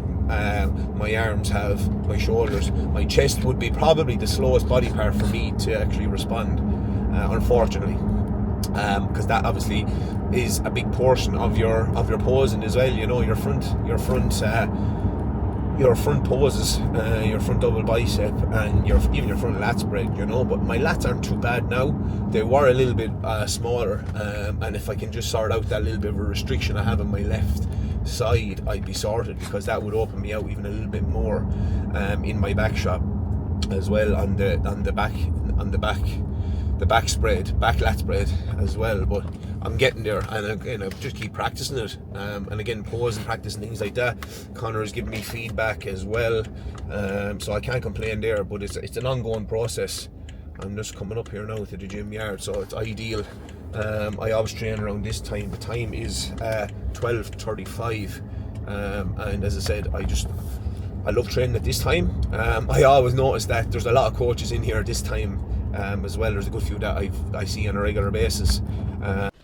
Right guys, we are in for the session, and basically we are starting off here with the rear cable delfly. So I kind of use the cuffs to take the pressure off the cables themselves, and we kind of just go for 3 sets. I normally go for 3 sets to warm up, and I do 3 sets of the lateral cable raises as well with the cuffs. But I go 3 sets, and 3 sets there on the working sets are 10 to 15.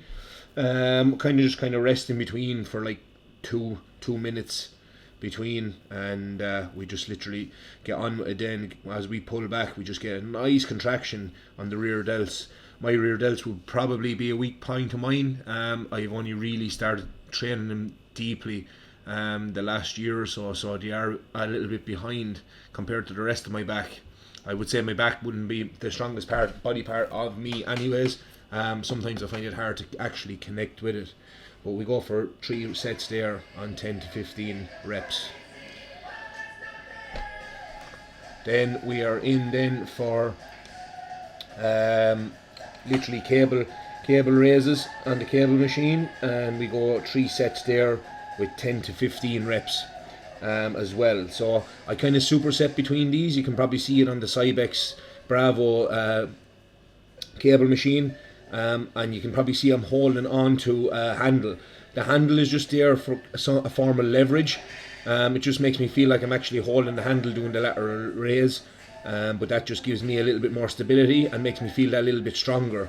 I can raise it a little bit better, and I can get a better contraction up my arm and into my lats as well, my delts. So it's all worth it, and it's all very, very strong contraction at the very top. And we go for 10 to 15 reps there using the cuff. About 2 minutes rest in between, not much, just enough, and we go 10 to 15, but we literally go to failure. I don't hold back whatsoever, and there was 3 sets there.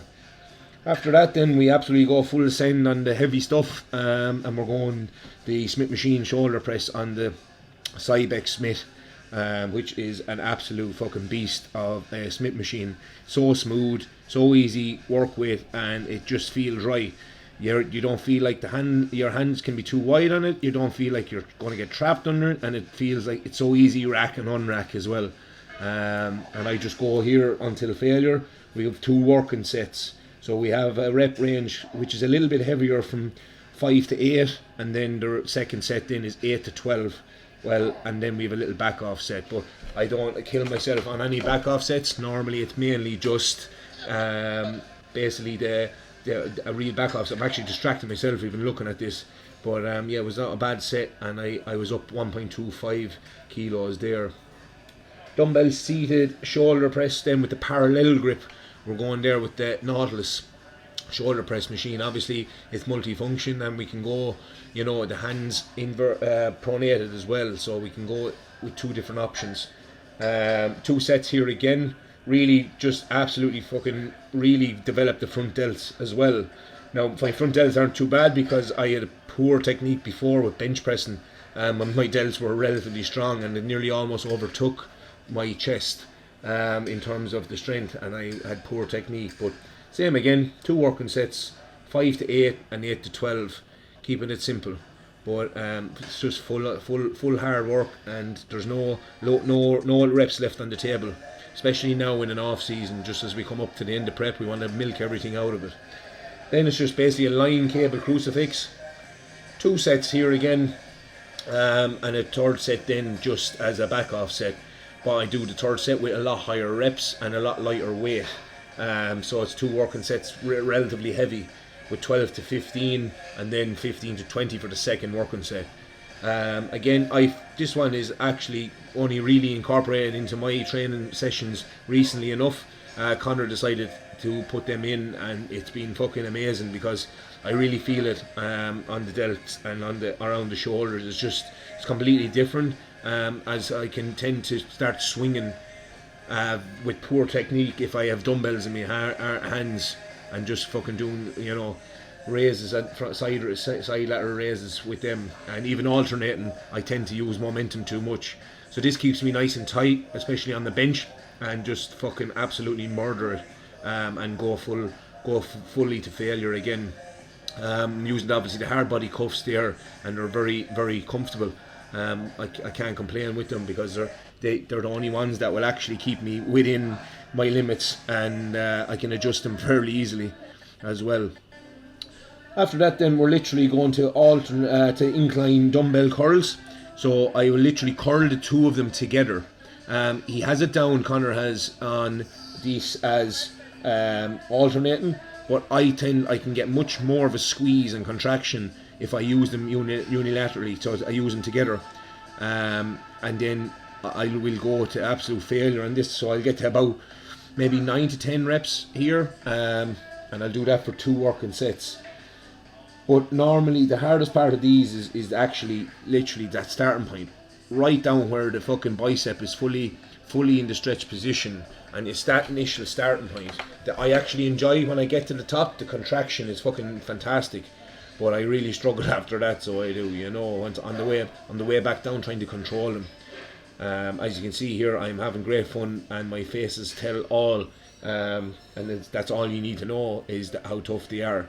Biceps probably wouldn't be the strongest part either, but again, we all have our strong and our weaknesses.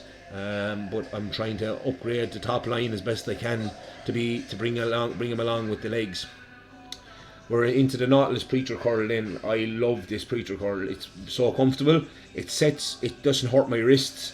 Some of them are just not naturally positioned, and my wrists, I can't turn my wrists out fully when I'm using a preacher curl on some machines, especially the likes of the Jim Leco one, where they're little plate loaded, and they're actually separated, so they are, and they're not at a full. They're angled away, which is only really training the inside of the bicep.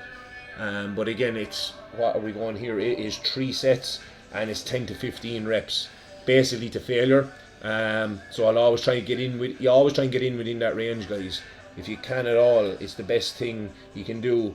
And I really, at the top, it's all about that contraction again. If I can connect with my biceps, I will absolutely fully send them. It's just that initial first 1 to 2 reps where it's just getting in the technique, and it's a lot of volume, as you can see, a lot of exercises in this session, but again, we're going with the barbell close bench press, then back on the Cybex again, and it is quite heavy here. I added 2 1.25s plates to one each side this week, which is fantastic considering, and I just find that absolutely fully sending the triceps near the end of a workout is worth it. It's worth every bit of that pinch and that squeeze that you get, especially after training biceps. Sometimes people have to keep them separate, outer sessions separately, so biceps and triceps, as it's just the quality will go down, and they're not actually able for that type of volume. Very happy here, very slow, controlled. That is something that I have to focus on a lot, is be patient with whatever lift I am doing. And again, it's basically 2 sets here with 8 to 12 reps, or basically as many as fucking possible until I do really feel it. Then we're over then, and I kind of, with the next 2 exercises, these are the last 2 before we go into core. And one is basically the skull crushers with the easy curl bar. Now these have been amended over the last few weeks. I tend to go over the kind of top of my forehead with it. Now we are going literally for the bridge of the nose as we curl down, and I use it as a slight incline. So I try and match the angle of the bench to the angle of my elbow, so it's all perpendicular. So the angles are all worth it, and I'm coming down at a relatively good angle to basically my face. So Connor said to me, we're literally not crushing the skull here at all. So we literally are going to do what it says on the tin, and we're going to actually bring it down to our eye line. So I'm literally trying to match that curl right down to my eye line, to the bridge of my nose, and really getting a good contraction. At that point, it's at its toughest. You can see I'm starting to shake even, and then I'll be only forcing it, so the actual quality will start fading. So that would be 3 sets there, as many as possible, but 10 to 15 is the range. And then we have basically the karate chop in terms of a triceps extension using a cuff. So again, the hard body cuff there is in play, and I literally grab it and I pull down. So as I come down across, I feel like I'm going to choke myself as I come back up across my neck, and fully down. Then as I bring that down, I fully contract and squeeze as hard as I can the tricep.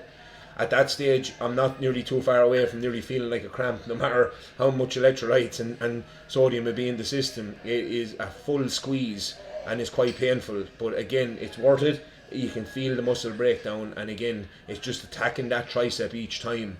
Triceps tend to be a muscle that tends to go into shock quite quickly, but they recover quite quickly also, so it's all about that tempo as well. There we're talking kind of like a 3 on the way down, hold it for that split second, and one on the way back up, hold it again at the top, and back down we go for 3. Slow, controlled reps as best we can. He has 15 to 20 down. With the weight I'm using, there's never a fucking chance I'm getting to 20. And as well, it's the last exercise of the day before we go into, some abdominal crunches as well. So again, it's over to the Nautilus, but I really do find that the triceps near the end of a session is at the best play, because all the heavy stuff is done, you know, any bench pressing, any literally preacher curls, all that stuff, but it's shocking the tricep is where we're at with that. Then we're straight across then into that Nautilus abdominal crunch. I've used quite a lot of different abdominal crunches. I find that one and the Jim Lecco one are the best ones. The Jim Lecco one probably has even an edge over it, but this one would be coming second best. The Jim Lecco one kind of brings up, and it brings your knees up as you pull down. So you're getting a crunch for the lower abdominals as well as the mid to upper abdominals. But again, I've fully braced here. I've driven my shins against that foot pad, so there's full tension on my lower abdominals at all times. Guys, we are back. We're keeping tension on that muscle. 3 post-workout. It's very difficult to do, and as you my literally start gassing out, it's very hard to stay within the rep. Not on my own. The best we can do is always, you know, we do 3 sets here, and I go literally to failure, and then I do a drop set. So I had about 77 kilos on that stack on the first set. So it's kind of, I drop 77, drop it down to 71 is the next setting. I'll do that then as many as I can, and that's one set. And I'll repeat that process for twice more. And then we will literally, you know, get myself retire to the showers, and thank God that we get through another session, because I always find Tuesdays, I always train this on a Tuesday. I always find Tuesday session is an absolute marathon of a session because of the amount of exercises, the amount of sets, and the amount of volume that's in it. But again, I enjoy it because it is one that I need to bring on so much more than even, you know, my legs, etc. Legs is probably one of the shorter sessions of the week. But again, not even the flavour ones will actually do it any good anymore. So you know you're sick of it when you want a break from it. The coffee. That's okay. Just fucking want a break from me. Wifey. So and she does that too. She goes to work for that. And enjoy the rest of the vlog. Home, then wrecked. But yeah. So what I'm going to do, obviously, the usual 9 yards with the whey paste and the water. So I always get water, one with ice, because if you're a coffee drinker, you know you always have water with ice. If you go over to Italy, they'll always serve you a drop of water with ice. And maybe not with ice, can't remember. Went into a few places, but they always give you some water anyways to drink with your coffee. You know, see these fucking cups, they're disaster because they start trickling everywhere. But anyways, we'll get a stir on this, stir, and I'll pull it up on the phone to let you know what the calories are, because you are nosy fuckers, which is a good thing because you're paying attention. Calories on this one is just calories on this one is wild for how small it is of a meal. It's 1,037 calories, guys, right? So it's 45 grams of protein. Fucking thing is pressing by itself. I think it's because there's water on the screen. Yeah, there's a ghost on my phone, so there is. There's a ghost on it, lads. Either that or Kelly is controlling it, so she has the parental guidance on it. I'm only allowed to use the app, so I am, for whenever Connor is correspondence for me.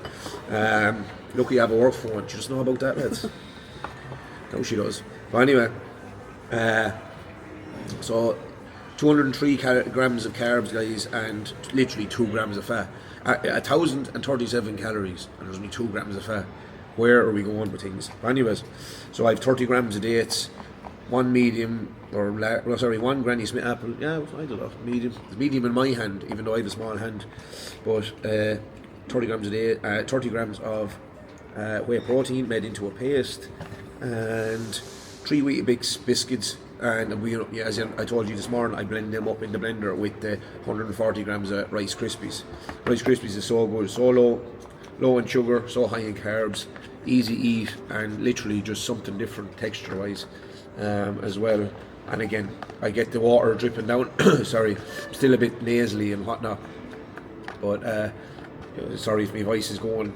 I'm talking too much, as I'm not used to this vlogging crack. Feels good though. And yeah, literally just pour it on top. I'll show you now. I spread it across the top. What one was this used? Oh yeah, Irish cream, guys. Irish cream Perform. Courtesy Calia's choice. So there's no alcohol in it, so it's all good. Literally pour this across now. Trick then is, if it's a bit too pasty, get your coffee spoon, and it's like spreading putty across, or if you're literally doing any sealing ratting around mirrors or ratting with like say bond and stuff, that sets, it's fucking stink. I know from the plumbing days, when you're spreading things like that, and then you wet it and you run your finger along, and it's grand, and you have your mirror sealed in around, and your sink sealed along your toilet. So that's the idea, same idea here, because it's a bit pasty. And then you can't let any protein go to waste, lads. You think I'm bad now, right, wiping this now? Wait till towards the end of prep, I'll be eating the fucking container. So I will. But anyways, you can't let a good taste like that go, because, well, I'd be giving out to Calia, even with fucking yogurt, lids and yogurt. Lads, the comment below, lid for your yogurt, if you followed up to now, I want to know, do you fucking lick the lid on your yogurt when you open it up? Because I do. I don't have yogurt on the diet, but I always do it. Especially in the off season, you can afford to lick a lid of a fucking yogurt. Yeah, lovely. All transparency here, lads. Below the nose, even in public. So I told you the breakdown. Literally, I'll turn off face the tech now so I can show you. And that's literally the paste spread on top. So as you can see, we have the drier version that the water didn't reach down into. We have the literally, that's just water, guys. That's mixed with the Weetabix and Rice Krispies, and then our whey paste on top. We have our apple, and we have our dates down here on the side here of our black Americano. So I'm going to enjoy this. I'm going to spend some time, quality time with my wife. Just finishing off some check-ins this evening, and literally going to have meal number 4 now. Just want to send off this last video check-in, so I want to send that off to the client, and hopefully, I think that's everyone accounted for today. I'll do one. I've one more setup I want to do today, or even make a start on it. I like to get one section of it done. If I'm going to start a section of a client startup, I'll always do one section, whether that be their training plan or their meal plan, and then if I don't get to the rest of it, I will do it then on the next morning. So yeah, I'm sending this across. I'm airdropping the video across because I use Zoom, and then I send it across to my work phone, and then people get it then through their WhatsApp. So it's nice and easy, and it allows them then to watch it in their own time, that they don't have to come on to a video call. If they have any questions or anything like that, they're more than welcome to send them across and ask me anything. As I said, I'll always have utmost support and guidance from myself. So normally my check-ins are normally 20 minutes, 15, 20 minutes, depending on what has to be said. But on average, I don't spare information. I don't drip feed any information. And if there's anything that needs to be elaborated on, I'll do so. And I'll ask any questions as well to make sure people are accountable and they are smashing their fucking goals. Because anyone that's on my watch, I don't want half-arsed check-ins. So I then expect, they should then expect not half-arsed, basically unhalf-arsed, not half-arsed replies. They'll get what they deserve, and with that, so again, you get out what you put in terms of your check-ins. So you do. So I can't give information if I don't have information to elaborate on. So, and that's the case with all my clients. I make sure that they know that when they're signing up and they're starting with me, that if they miss a check-in, that they won't get that check-in back. So yeah, that's the story there. I'm just waiting on this to send for my client, another client, Jordan. He's absolutely smashing it. He's actually on a muscle gain journey. He came to me quite light, and now he's making serious progress because he's consistent and he understands that he needs to eat to grow. So yeah, there's a few obviously bits and pieces we're working on over the time.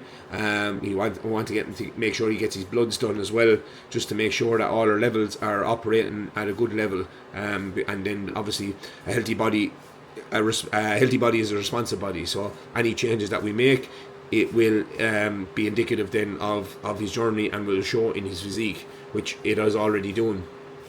Wait till I see. I just want to make sure. It's quite slow actually to send. I don't know why. but we'll see.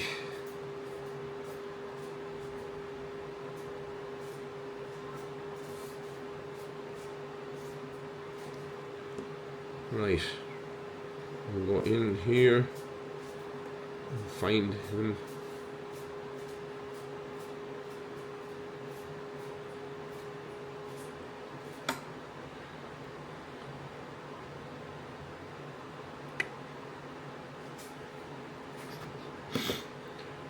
Where are we at all? There's been that many inquiries and stuff today. It's been a fantastic couple of days in terms of people reaching out, looking to take action, and it's literally all they have to do is literally reach out to me. There's no obligation or anything to sign up. I explain what I do, people then are invested and they literally want to make that progress. So that's lovely. Now that is set in motion, so I'll set this on auto detect again, just so it finds my face, detecting, beautiful. So yeah, we're going in now, we're stepping into Hell's Kitchen. I think Callie is making something, she's making soup. So if you see a knife being stuck into my forehead, you know what's after happening, lads. She's fucking sick of me. Mike soup. What? Mike soup. My soup? No, making Mike soup. She's making me soup, even though she knows that it's not in my diet right now, but... No, a soup out of you. Oh yeah, well sure, some of my blood is in it anyways, probably, so I just fucking, we're dead safe there, lovey. Now what am I doing? I'm making a meal. Well, I have some of it prepared, so I always just put things in a fucking container. So I do the handy stuff. So I'll make sure the chicken and all that is gone in. Just I sound like mass, you know. And literally lettuce. That's the only two things that I'll put in at the start of the week when I'm meal prepping. Can I have that scales, if that's alright? Till I show the people what I'm doing. Anyways, we're going here. I'll literally go on the table because, as I said, Mrs. Ramsey is operating a steady ship, and I am not interrupting that. Is that right? Yeah. Yeah, it's right. So as you can see, I have a bunch of bananas here. So there's a banana in that meal. Now again, I've been accused of being a sick bastard because I put in banana, pineapple into my chicken and lettuce, and then I'll put the bed of rice on top. Look, I like it. I'm funny, I'm funky, but sure, look, that's what makes us all unique, isn't it? We're all God's creatures. What am I doing? I'm getting the pineapple out as well. So I'll have one banana and 100 grams of pineapple added to 200 grams of iceberg lettuce. Seabum knows as well.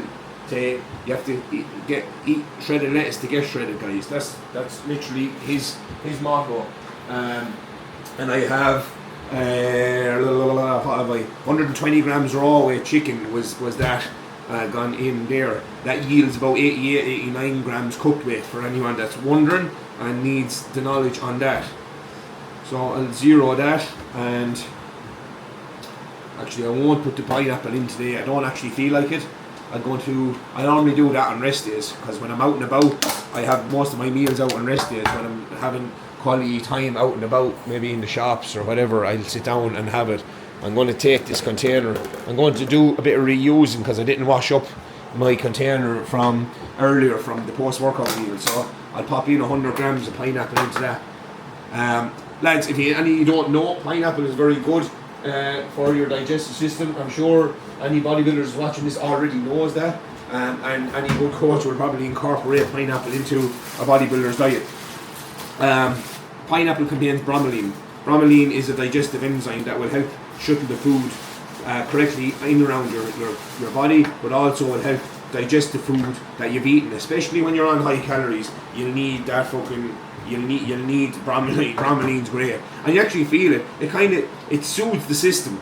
I find pineapple. I've only had it there in recent times, added into my own diet, and it's made such a difference. Because I was like, what's the jazz with all this craze with the pineapple with the meals? I can see why.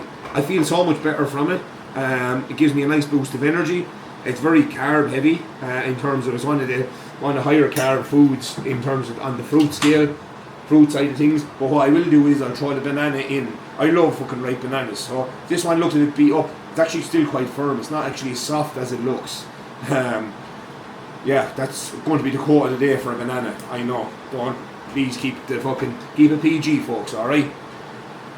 Well, I see. Yeah, any of this stringy shit I don't like on bananas. That's the only thing. So I'll start peeling it. I'll make sure I peel it steady enough. As you can see, it's only bruised slightly. It's not too bad. So yeah, don't worry about it. Won't be that'll be eating it, but make sure that if you are having it, put it in with your chicken. I promise you, you won't regret it. The other day I was watching Sas Harati. He's IFBB Pro bodybuilder. He had mince and he had oats with it. So you think I'm throwing banana into chicken and lettuce? Sass is an absolute animal altogether, and fucking puts porridge in with mince, beef mince. I think he's done it with chicken before as well. I think he said that on his up. I'm a fucker. I'd probably try that just to see what it's like. But he's made savoury oats out of it. Kylie is trying to fucking wreck the place. She's gone into that minefield of a press that she has. God knows what comes out of it at times. But luckily enough, it's the only thing she comes to my press for is eggs. Luckily, because otherwise I would fucking not know what's what. Yeah, she's killing us now. You better not have broke that. No, it's okay. What did you let fall? She broke the fucking pepper mill off the. She has a kind of a wok going there, or a kind of a deep dish pan, which she's making actually savage soup. It smells unbelievable. But Shout out to you. what did she let that fall on? Oh. Or was the hob? Yeah. I thought it was the glass fucking. There's a lid that goes on top of the pan thing.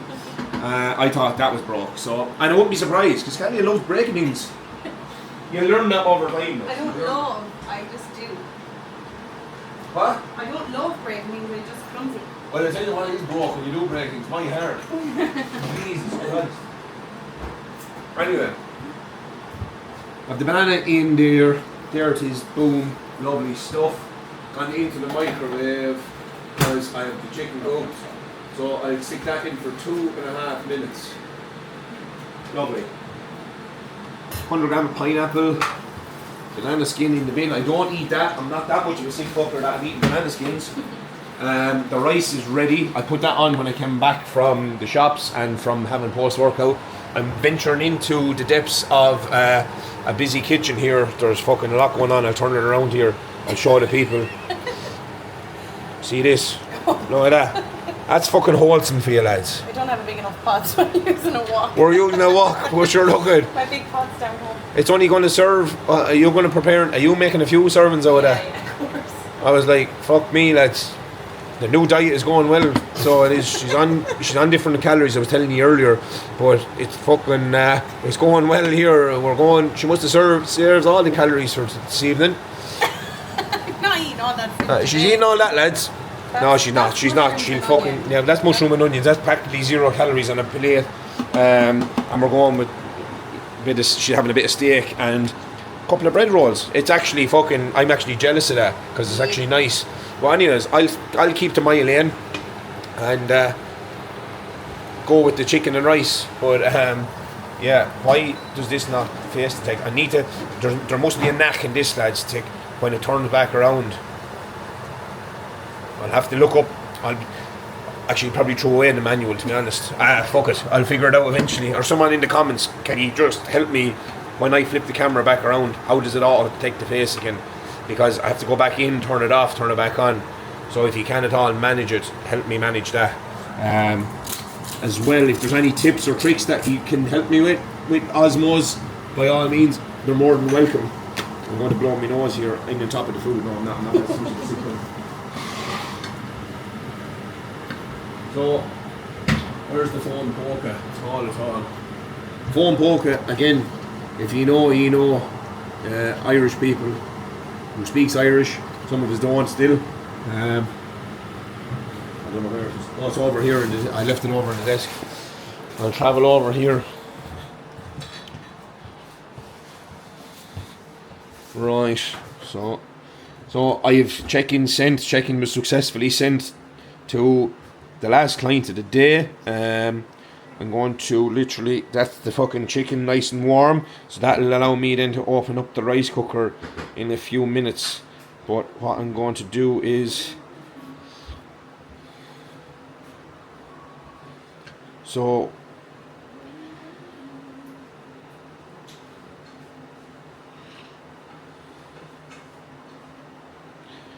sorry now, I'm just literally replying here to somebody that needs a little bit of assistance. So obviously I need 150 grams raw weight and 125 grams raw weight. So what you do is you'll get the weight of what you have in terms of your rice that's cooked. So obviously I need well, let's see.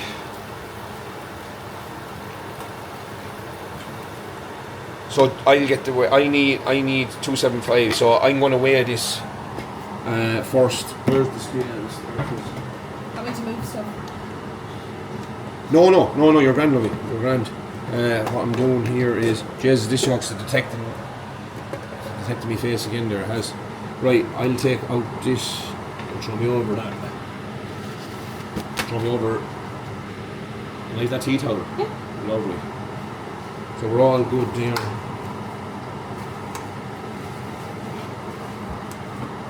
Rice cooker, I'm telling you, lads, it's going to be your best friend. I promise you. I really do. So my rice cooker, the container itself weighs 100. I weigh it, and it weighs 157 grams. So obviously, when I'll zero the scales. This is how you get. This is education 101. Others have done it as well, I'm sure, and we all do it the same way. So because I don't measure the amount of water I put in, it's going to be different every time because it depends how hungry I'm going to feel. I'm going to predict how hungry I am. But I need 125 grams now of raw weight, so I need that in a cooked weight portion, and I need 150 grams in a cooked weight portion for meal 4. So I literally pop this on the scales, and it's 1,090 right now. So I'm not good at maths, and I'm not planning on being anytime soon. I just know that I can rely on the calculator. So 1,090 minus 157, sure, some of you are experts, so it's 933 grams. Okay, so 933 grams from that is basically what I need to divide up between the two portions of the 150 grams and the 125 grams. Yes, I could half and half it because there's only 2 portions in it for 2 meals, but I like to keep it consistent to my meal plan because I want the carb later on. So I'll put that down and I'll do the maths then. So what I do is, because there's 275 raw weight and it's 933 cooked weight, I divide 933 into the 275. That leaves me with 3.393. Okay, so I will then go, I need 150 grams raw weight portion, so I'll go 150 grams multiplied by 3.393 that I got from dividing it, and that's 509 grams cooked. Okay, and then the 125, just to make sure that we're on the button, is 509 grams of the 150 gram portion, and then the 125 multiplied by 3.393, which will leave me 424 grams cooked weight. So right now I need 424 out of this cooked weight. So what I'll do is I'll zero that on the scales. I'll get my spatula and I'll get out the container out of the microwave. I don't like it too fucking hot. I don't like my chicken and that too hot. I just literally warm. It's just to warm the lettuce. I like warm lettuce, so don't fucking come at me for that as well. I like what I like, okay? We all do. We're all a bit strange that way. 424 grams. So I literally take out 424 grams out of this, because that then 424 and 509 equals 933 grams in total. Look at the steam coming out. You can't even see me. I'm fucking hiding behind it here. Don't worry, there's nothing on fire. Callie is not burning at it. For once. She hasn't broken at it for once. only maybe my jaw when I turn the camera off. So I need what, 424, that's too much. So I'll put that back in. Beautiful. Oh, for fuck's sake, 4 grams.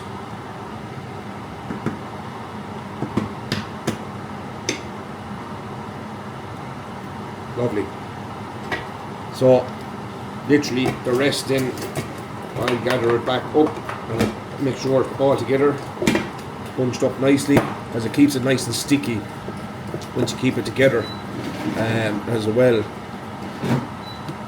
In meal 4, or this is meal 4 now. In meal 5, I like to actually have this as a savor, as a sweet option. So I'll add the fucking frozen berries and all that to this later on, lads. You'll see it again. I like some savoury, but I'm a sweet too. But the likes of that, I love meat and stuff as well, so I'm not too bad that way. I'll pop this back into the rice cooker and that'll keep warm until I turn off the rice cooker. That's the best of the rice cooker. And I'll just give the fast action on top. So that's that, and then I will literally pop the whole lot on the scales, put it to 0, and I'll get some soy sauce. I'll always have soy sauce on top of my rice. I fucking love it. Again, a simple get this to detect me again. Subject lost. Can I find the subject again? No, I'm fucking hiding through the steam. Great. Find me now. Beautiful. Yeah. Right. So literally have 15 ml of this on top, and that's 16, but sure, for fuck's sake, it's only a drop of soy sauce. Again, that's my sodium for this meal as well. If you are going to get any of the soy sauces, make sure you get the Kiko Man dark one. There's fucking nothing sugar wise in it. I actually have the full bottle up here. I get the big bottle. You're going to be on camera now, because that's fun on me, lovely, so Love. she's fixing herself there, making herself look lovely while she's waiting for the food. So yeah, the Kiko Man one. It's not the reduced salt one. It's not the reduced any bullshit one. It's the full whack one, because that's actually the best one in terms of macros. Per 100 ml, 77 calories. It's 3.2 gram carbs. There's no sugar. 10 grams of protein in fucking 100 mils of soy sauce. It's crazy. And the salt is at its lowest. It's 16.9 grams. Anyways, we're not using all that. We're literally using 15 mil of that. It actually is 15. It wasn't 16. It's come back. So we're all good. We're on a win. The ingredients in this one is the best. Don't buy any home brand or own brand ones. Spend the extra few quid on this one. You won't regret it. And if you can at all, get it in the bigger bottle. This is a litre bottle and it costs maybe €8. Normally the other ones in the little small glass ones, the Kiko Man is the exact same, but it's cheaper. Buy it in the bigger. Save yourself a few quid that way. Code Mike10. No, there's no code for fucking soy sauce, unfortunately. Eventually there probably will be, because I have that much of it in terms of my chicken meals, but yeah, code Mike10. It won't work. Not yet. We have to get famous first. Not it, lovely. Yeah, that's it. Get famous, and then it'll be Mike10 everywhere. But that's literally the meal. As I said, I'll eat that, the chicken and all that, and then I'll have my 100 grams of pineapple. I'll give you the breakdown now in a sec on the macros, because you all want to know that for your own journeys, even though we don't need to be copying everybody, but that's the way it is. You want that scales, by the way, still. Yeah. You do, of course. Sure, what am I saying? Where's the phone? Here it is. Phone is great. It has the answers for everything. I have everything on it. So yeah, 120 grams raw weight chicken breast, 125 grams raw weight jasmine rice, 200 grams iceberg lettuce, a large banana, 100 grams of pineapple, and there's actually ketchup on it, but I just use soy sauce instead because I don't want ketchup right now. I'm not in the form for that. That in total, including the ketchup, comes to 782 calories, 36 grams of protein, 145 grams of carbs, and 4 grams of... Right guys, we're back here and we are preparing for meal number 5. And His battery's a bit low. Detecting face. Now, literally, meal number 5 is as consistent as follows. It is that's wrong. 2 eggs, 80 grams of prawns, 80 grams of beetroot, 30 grams of kimchi, and some jasmine rice. So obviously I have the jasmine rice here, and I am literally going to put in some flavour drops into that. I was telling you earlier I was making it. I'm sounding a little bit hoarse. I'm still all fucking nasally. As you can see, I have the blue light blockers on, and the nasal strips, or the nose strips, and the blue light blockers. So I'm going to go caramel flavour drops, and we'll drop them in like so. That is the job, and I'll just give them a mix, and I add in just a hint of almond milk, because I use the almond milk for my oats later on, and that is for the last meal of the day. I normally have a little oat cake, and you'll see that in a while when it's made. But yeah, they're really good days. We wind down and things like that, so can't complain. Two client consultation calls, and they went really well. So they are signing up, and they're one's committing to a 12-week, and the other's committing to 8 weeks. So brilliant to have. It's actually one male, one female, and it's great that they're locking in for January. They don't know each other, but they literally came in at the same time. So it was a nice feeling, when it's always a nice buzz when the client consultation calls come in, as to say we always try and do our best. So there's absolutely no issues there. And literally that is ready. So after that then, as I said, normally Connor has the berries in on the last meal, but I'll go 100 grams of blueberries into the last meal itself. As I'm doing that, then I'll prepare for the likes of the frozen fruit. So I will zero that and put 100 grams of frozen berries in, which I actually have out. I forgot I had taken them out. And 170.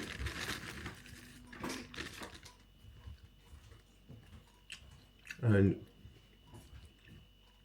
100 grams. So that is that. Put them back in. Get out some cutlery and get everything sorted.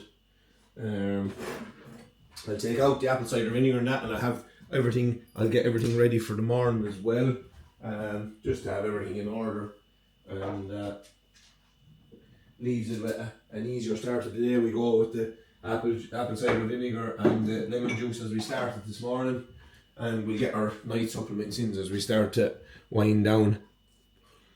So that's the jasmine. I have 2 eggs. I have a little egg cooker, and what I do is I fill up that. Now I'm having them soft boiled, so I literally have them in that, and I kind of fill it up halfway at the minute. I do have them hard boiled most of the time, but now and again I have them like that, and it literally is a little egg cooker, so it's fucking handy out like that. And I pop that back in. That's just literally with the flavour drops, and pop that down there like so.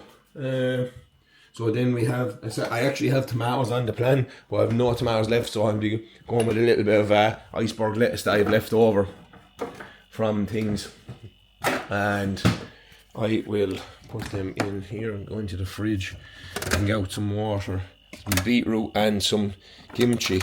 So I get a local kimchi. It's actually based in Monaghan, BA Cultures, but it's nice to get that now and again.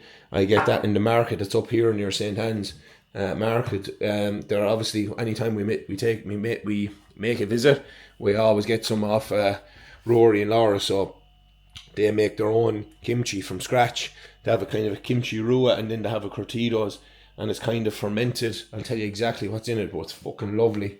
So small wild fermented, so Irish seasoned vegetables. So in this one there's cabbage, spring onion, carrots, jalapenos, apple, garlic, oregano, and a little bit of sea salt. So it's fucking ideal. There's no extra bullshit in it, and you'll see yourselves when I open that up how alive it is with the fermentation of it. It's absolutely fucking fantastic. So there's 100 grams of strawberries in that as well. Normally I have them on meal 5, but I kind of like leaving the oats to the last meal, and I stick the strawberries in now. So this will be kind of the biggest meal of the day, but I'll show you how to make the oat cake as well as along the way. So 100 grams of straws going in. I have them in these kind of containers. I bought them containers actually came with like the big packs of cherry tomatoes that you can get in the likes of Dunn's and stuff. Jesus, 4 strawberries is 100 grams. We're fucking scraping the barrel today. It's just because they're bigger strawberries. But yeah, and that is that. Jeez, I sound fucking fierce horse. And then 80 grams of prawns. So what I do is prawns, I buy them cooked. They're actually cooked with prawns, and I get out this. So I actually know, as I said, no tomatoes left. So I have 80 grams of prawns here, and I use some nori sheets. Yeah, it's actually for sushi normally, but I buy them, and it's actually nice. I put egg in the middle, put the egg in the hole, as in I peel the egg and I literally put the egg into it. I'll probably mix it in with a little bit, so I have a little bit of ketchup on the nori, and literally get 2 sheets of nori, and put them down here, and I'll add a little bit of ketchup to that as well. So we have a nice little setup going. It's not the most usual thing, as I said. Obviously nori sheets are usually for sushi. We'll go with the 0%, no added sugar and salt, Heinz ketchup.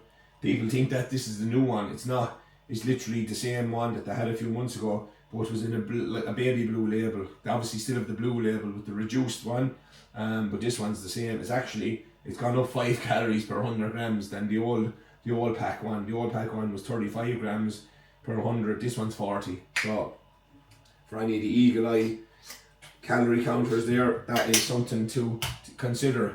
And again, I have a little bit of iceberg lettuce in as well, so everything is good. So I will get that in, and literally I've fuck all left of this anyways, this lettuce, so I'll probably use it all, because again it's near the end of the stalk. So it's actually the nicest part, I think, is the crunchy part. So I don't really mind not having the tomatoes once I have this, but like so that it's just fucking a little bit there of it. It's the texture thing, so it is. And I'll literally put the prawns in on top of this as well. I won't measure this because it's literally fuck all, and again, over the grand scheme of things, there's like in 150 grams of, 150 grams of tomatoes, there's 27 calories. 4 grams of carb. I don't even think there's 27 calories in this. Well, yeah, it's pretty good. It's gone now, you know. So that is for the bin. The rest of that. And I buy the frozen cooked ones in Aldi. I put them in the container. They'll thaw out themselves. And then as the week goes on, I literally take out the serving I need. Actually, smell quite good. Obviously, make sure they're in a fridge, because they tend to they'll go off very fucking quickly otherwise, especially after thawing out. So 40 grams of this is ideal. So 40 grams in that handful, and I drop that down on top of the nori and the lettuce. Excuse me. And then I'll drop that down. What's in that one? Okay.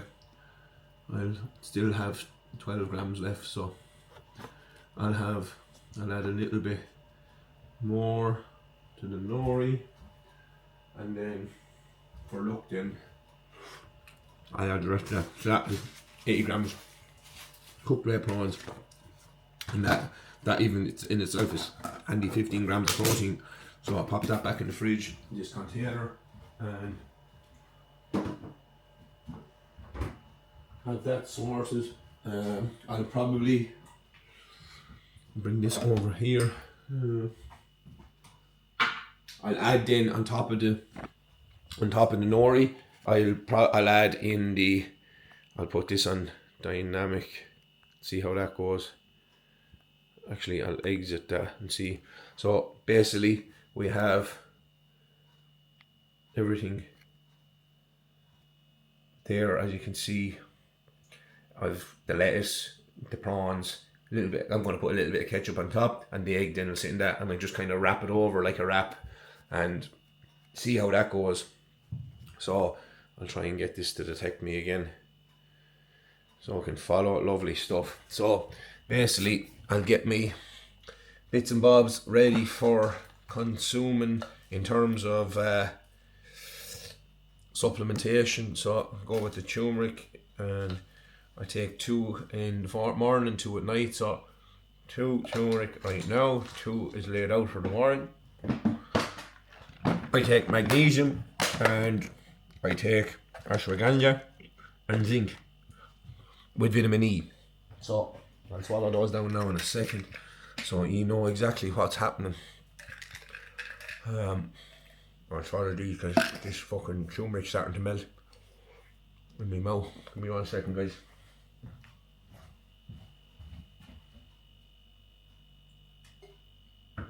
But that is that, and I'll get a little bit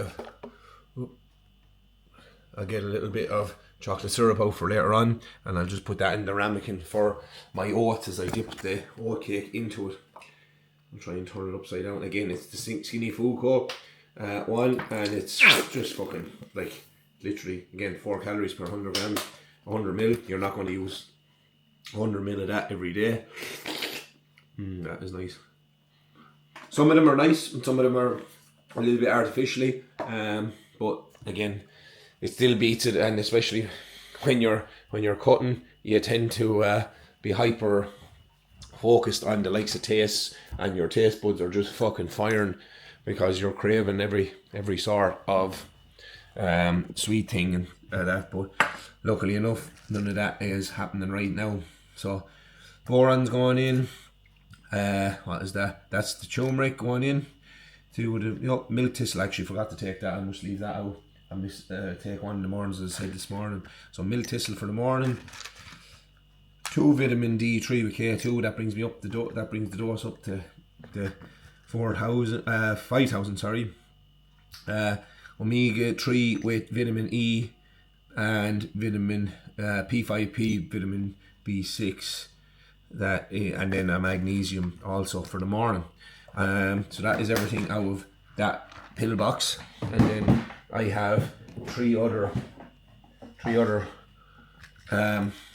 boxes, 4 in total. Well, actually, 3 are from Biolabs, and it's EGCG, which obviously promotes good metabolism, healthy metabolism, and supports the fat loss process in terms of when we're heading into prep, and it keeps the metabolism firing at all times. Then we have NAC, again, as we know, strong antioxidant, and just helps the body to shed any of its internal stress, if I can get it out. But the one thing you need to know about fucking NAC, it stinks. You open that and it's, oh my god, it's never fucking good. It's absolutely rotten. And then CoQ10 with PQQ, that is literally another form of antioxidant, keeps everything protected. And does it say anything else what it does? It does here actually. It's 110 milligrams per capsule. It delays the aging process, guys. Now, so if you're feeling old and grey and fucking shook it, you can go on the CoQ10 as well. But yeah, that is the story there with that. And so I have all the supplements laid out. Jails, one step on that. Where is the lid for that? There we go. Vitamin E was on the run there, guys. So it was. that is the story of everything there. I'll take out some, what do I want here? A bit of mixed spice maybe for that later on, for the oat cake. And everything else is ready. I'll just take that milk thistle now. This thing following me at all. Yeah, we're back again. And leave that out, leave the almond milk out. So the trick is with the, put the ketchup on top then, as I said, on top of the prawns. And the trick is to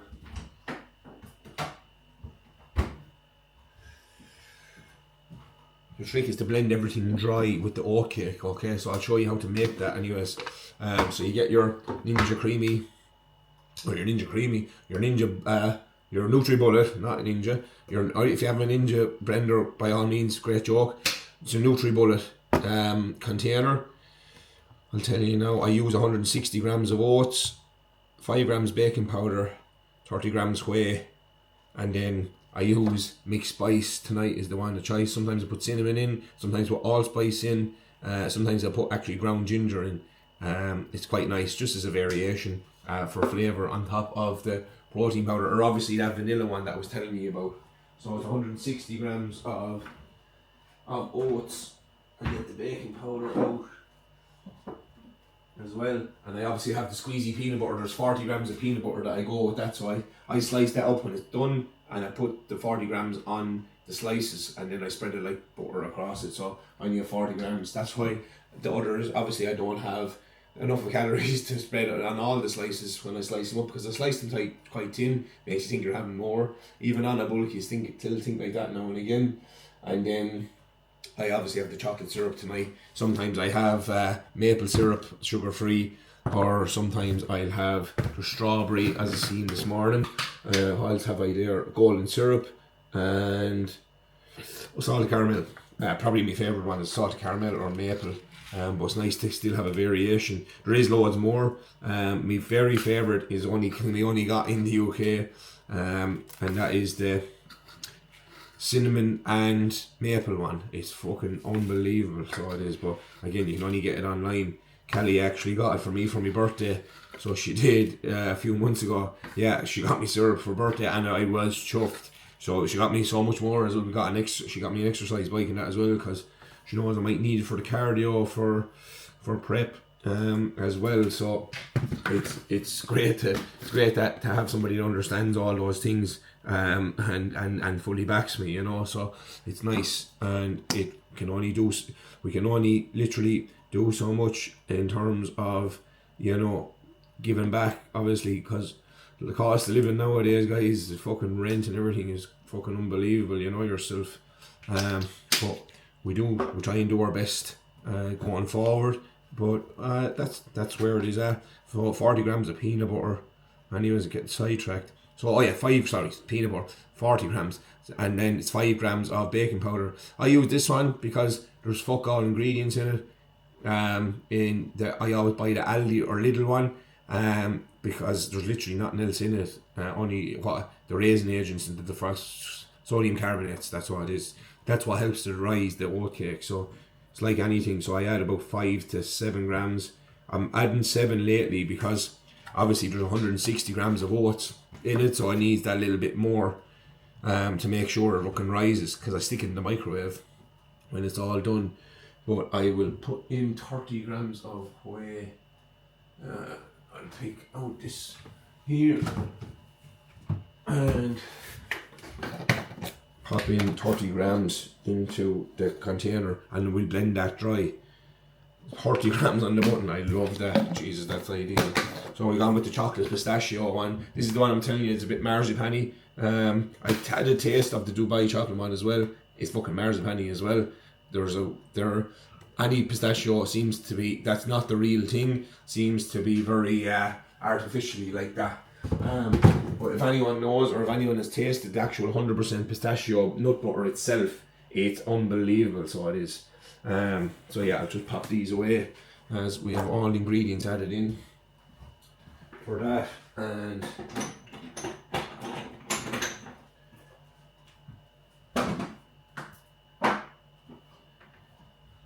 Now we'll put that in there. About that. So then, literally pop the lid on for the blade or the blender, and everything else there. So I'll leave that. That's nice. No, I know it. Beautiful. As you can hear me, I'm sounding a little bit poorly, but I'm feeling energy-wise, I'm feeling great, but just a bit poorly. Obviously, I'm tired as the evening goes on. As I said, a really busy and good day. But literally then that into the blender, and I'll just rotate him so he doesn't max out, and just blend it till it's actually into like a fine flour.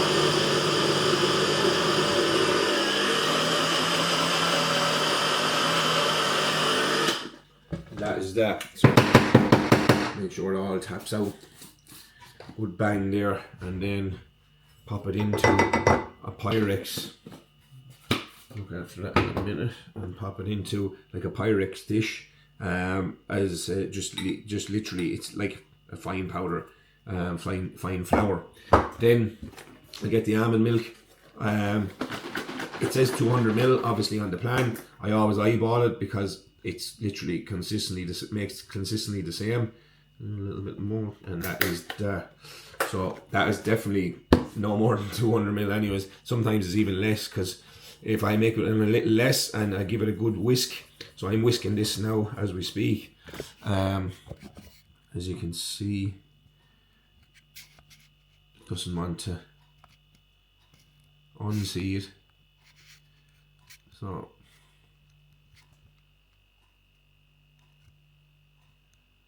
maybe it still takes a bit of time to play with this. If we exit out of that, then we're in free mode here then. So it's literally just whisk the bollocks out of that and whisk it till it's smooth.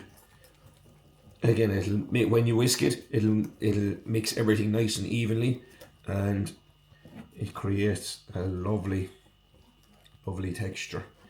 It'll become into, as I say, it'll look like a cake batter that you'd put into the oven. You can put it into the oven, but I'm not quite sure how long you need it for.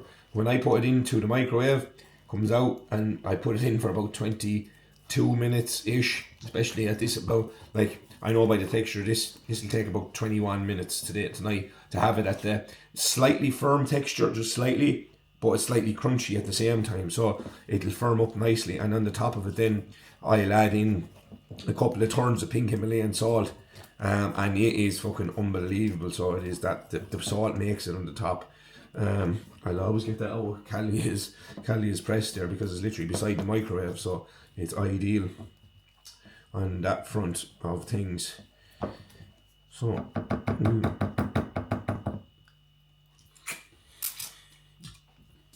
then we go along the sides, make sure all the batter, the oat batter, or the protein batter as it's called, is laid down on its sides,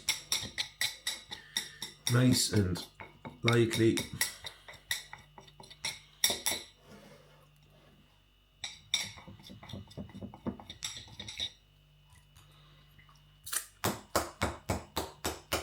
I give it a couple of jabs then with just in the middle, just for air hole purposes, so it doesn't be fucking mad hollow in the middle. And then put me back up here. See me fucking t-shirt with the smiley faces. That's literally just like a bed jumper. It's ideal. It's comfortable. And where are we at all? Here we are. So we'll go back with the face track again, just so it's handy. And put you down. And actually, nearly forgot the salt. Very, very important. A couple of turns of salt.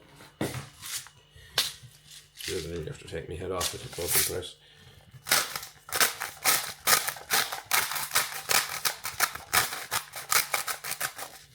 Perfect. Again, it just sits on the top of it. I'll just leave it sitting at the microwave, and that is ready for later on when I'm ready to have it. Fantastic day. couple of client check-ins, couple of client consultations, couple of client sign-ups. So very grateful for that, and I'm always grateful to have new people signing up. And I just want to end the day, always thankful for the progress that's been made. There's nothing I want more than being able to do this full time, and be able to bring joy to people in the health and fitness section, bring them knowledge, bring them any questions that they may have, and bring them a routine. A lot of people just don't have routine anymore, and I think that's a big thing for me, and that's what keeps me stable mentally, physically, allows me structure, and allows me to be the best version of myself, so I can be the best version of myself for everybody around me, and then allows me then to hit my goals. I suppose I've lived this life for a good while, routine based, very not strict, rigid, but like I like to have things done. I like to have the boxes ticked, and I suppose I never realised what lifestyle that suits until a few, maybe 2-3 years ago, and I was like, this is actually a bodybuilding lifestyle, because I was able to relate to a lot of people in that world. And I suppose that is something that is ideal and something that I value a lot. And this battery is actually going to go low, guys, so I need to get something to power me. I don't know where. Actually, here we are, and I will get a cable. Sorry, this is what the plan is, and I will get this cable here.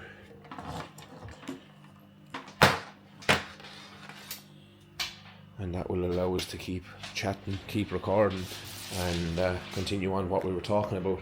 So basically I was saying about routine, and how it has helped me be the best version of myself for the people around me as well. I just love routine, and again, I think everybody should have a routine and be able to, give themselves a routine. Why is this not charging?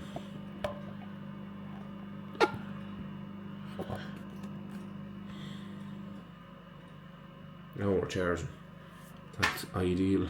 So the microwave is nearly done. I will show you what this is. I'll have a quick chat with you. But as I said, I'm always reflective as I sit down at night time at the end of every day. That's always something that everybody should do, is reflect on the day, whether it's been good or bad. Be thankful for it regardless, that we get to the end of the day safely, we get home safe to our loved ones, and we are alive for another day. But yeah, everything is going really well. I feel really good in terms of my overall health as well, especially people, in this world, that a lot of people, tend to abuse their health, and that's not something to be taken lightly about, especially in when you train often, you have to eat well, you have to supplement well, to make sure that everything stays in good metrics. And that's the idea of getting regular bloods done. I can't stress it enough to everybody, as well, that anybody that wishes to sign on with myself, even coaching wise, that they will get their bloods done. I suppose I learned that as well from when I was hopping on board with Connor. We got the bloods done straight away. We needed to straighten that out. Same with previous coaches, I got bloods done with them as well. And it's just allows see everything.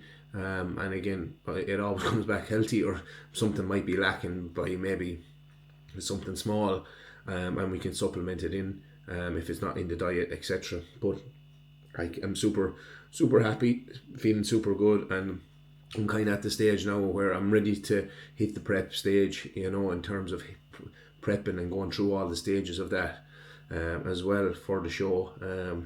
As well, obviously keeping communicating with Connor, keeping him updated on how everything is going.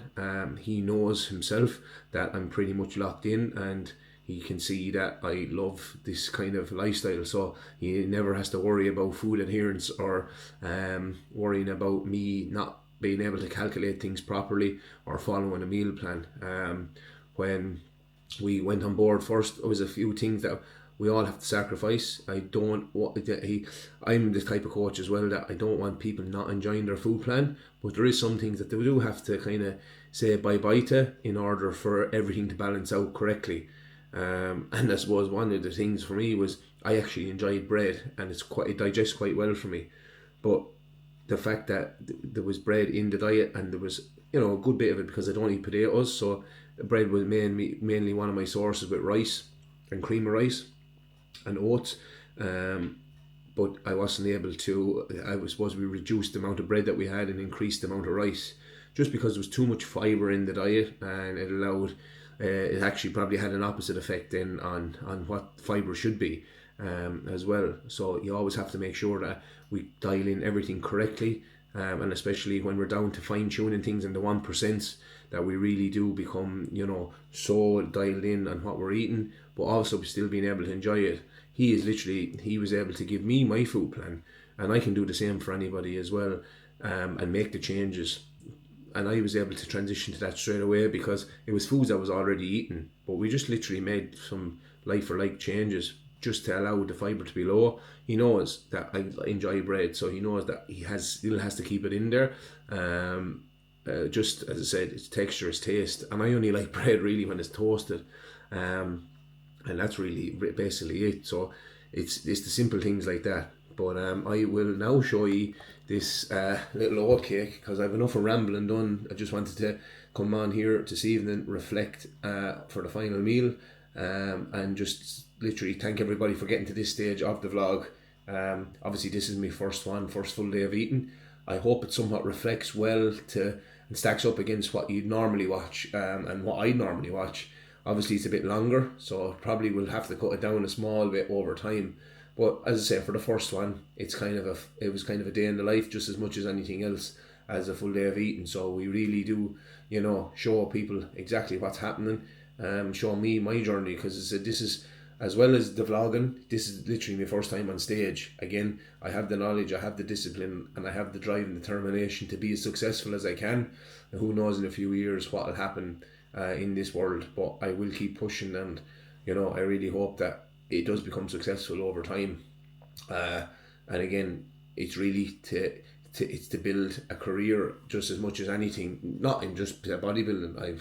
If I was to get a pro card, that'd be a dream come true type of situation, PCA, whatever the case may be. But that is not in my vision right now. My vision right now is to become a successful first timer, and then literally transition then into being a decent bodybuilder at any level that I do enter, and that's about it. Just staying humble, staying committed to the cause, staying committed to just training well, training hard, and keeping into a nice rhythm and routine. I train damn hard.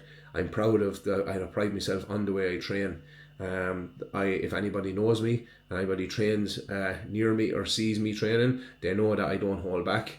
I train quite hard, and I pride myself on that. So, and there's no one that can tell me that I don't train hard, because I know it.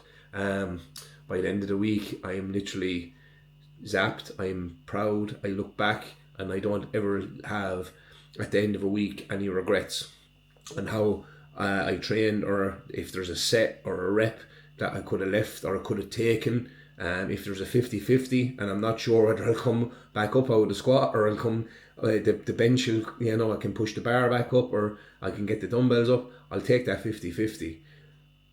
7 times out of 10, yeah, it might work out then, but there is always chance that maybe that 50-50 rep is literally not there. But at least I know I took the chance, and that's all we can do in the gym and in life. We can take the chance as well. If there's something that is niggling you, if there's something that is wrong, or if there's something that you want to make a transition into, you should always do it, because there's no point in leaving any stone unturned. When I was in the guards, I loved the job by all means, but yeah, I left. I pride myself on it, and again, I done a damn good job in it. Did I make mistakes? Absolutely. Do we all make mistakes in jobs? Absolutely. But I left, and I was quite happy with the jobs that I done in the job. But going forward, I believed in myself that I could be a good coach. I went about doing that, and it turned out quite well, and it's turning out quite well. Again, I'm not a finished article. I'm never going to know it all. I'll keep learning, and I'll keep bringing the best service I can to everybody. Again, I'll learn as much as I can, as quick as I can, but I'll learn it in good quality rather than just quantity. I'm not just a piece of paper. I am actually the knowledge. And again, that's all we can do in life, is take that chance. Take that 50-50 rep, but take that 50-50 chance. And you might be glad of it. If it's a career jump that you need to make, go for it. If it's literally buying that house that you weren't sure on buying, go for it. If it's a moving country and you're not sure about what life was like, go for it. It's all relative to people, but you always remember that, enjoy it. And as I said, this is, my journey, and obviously I have my wife, and she's on the journey with me. She shares every waking moment of it with me when she's not working herself, because she worked quite hard. And again, I'll always try and do her proud, do myself proud, and as I said, keep the head down and always work hard. But I'll better show you this now and stop fucking rambling. And as I said, that's enough of motivation for one day. But, so yeah, this is ready, and as you can see, it's in this little kind of the Pyrex dish. It's a good quality dish because it obviously sustains the heat quite well. So basically, as you can see, this is literally the finished article. A little cake made of oats, protein powder, a bit of baking powder. Oh yeah, and the mixed spice is just so wintry and it's so nice. And again, as you can see, it's a little bit flexy, it's a little bit soft, but it's still cakey and firm. It's exactly as you'd want it. I'll just literally slice that into slices. Literally slice the whole way down along, nice and thin slices, and it looks like something from like a soda bread or something. But again, it's just something that I like, and it's a nice way to top off the evening. But that is all YouTube. I'm going to chop it up and then going to enjoy it. I'll let you go, and I thank everyone for getting this far. And if you did get this far, comment oat cake. And hopefully we'll see you in the next one. Enjoy, and best wishes for everybody for 2026.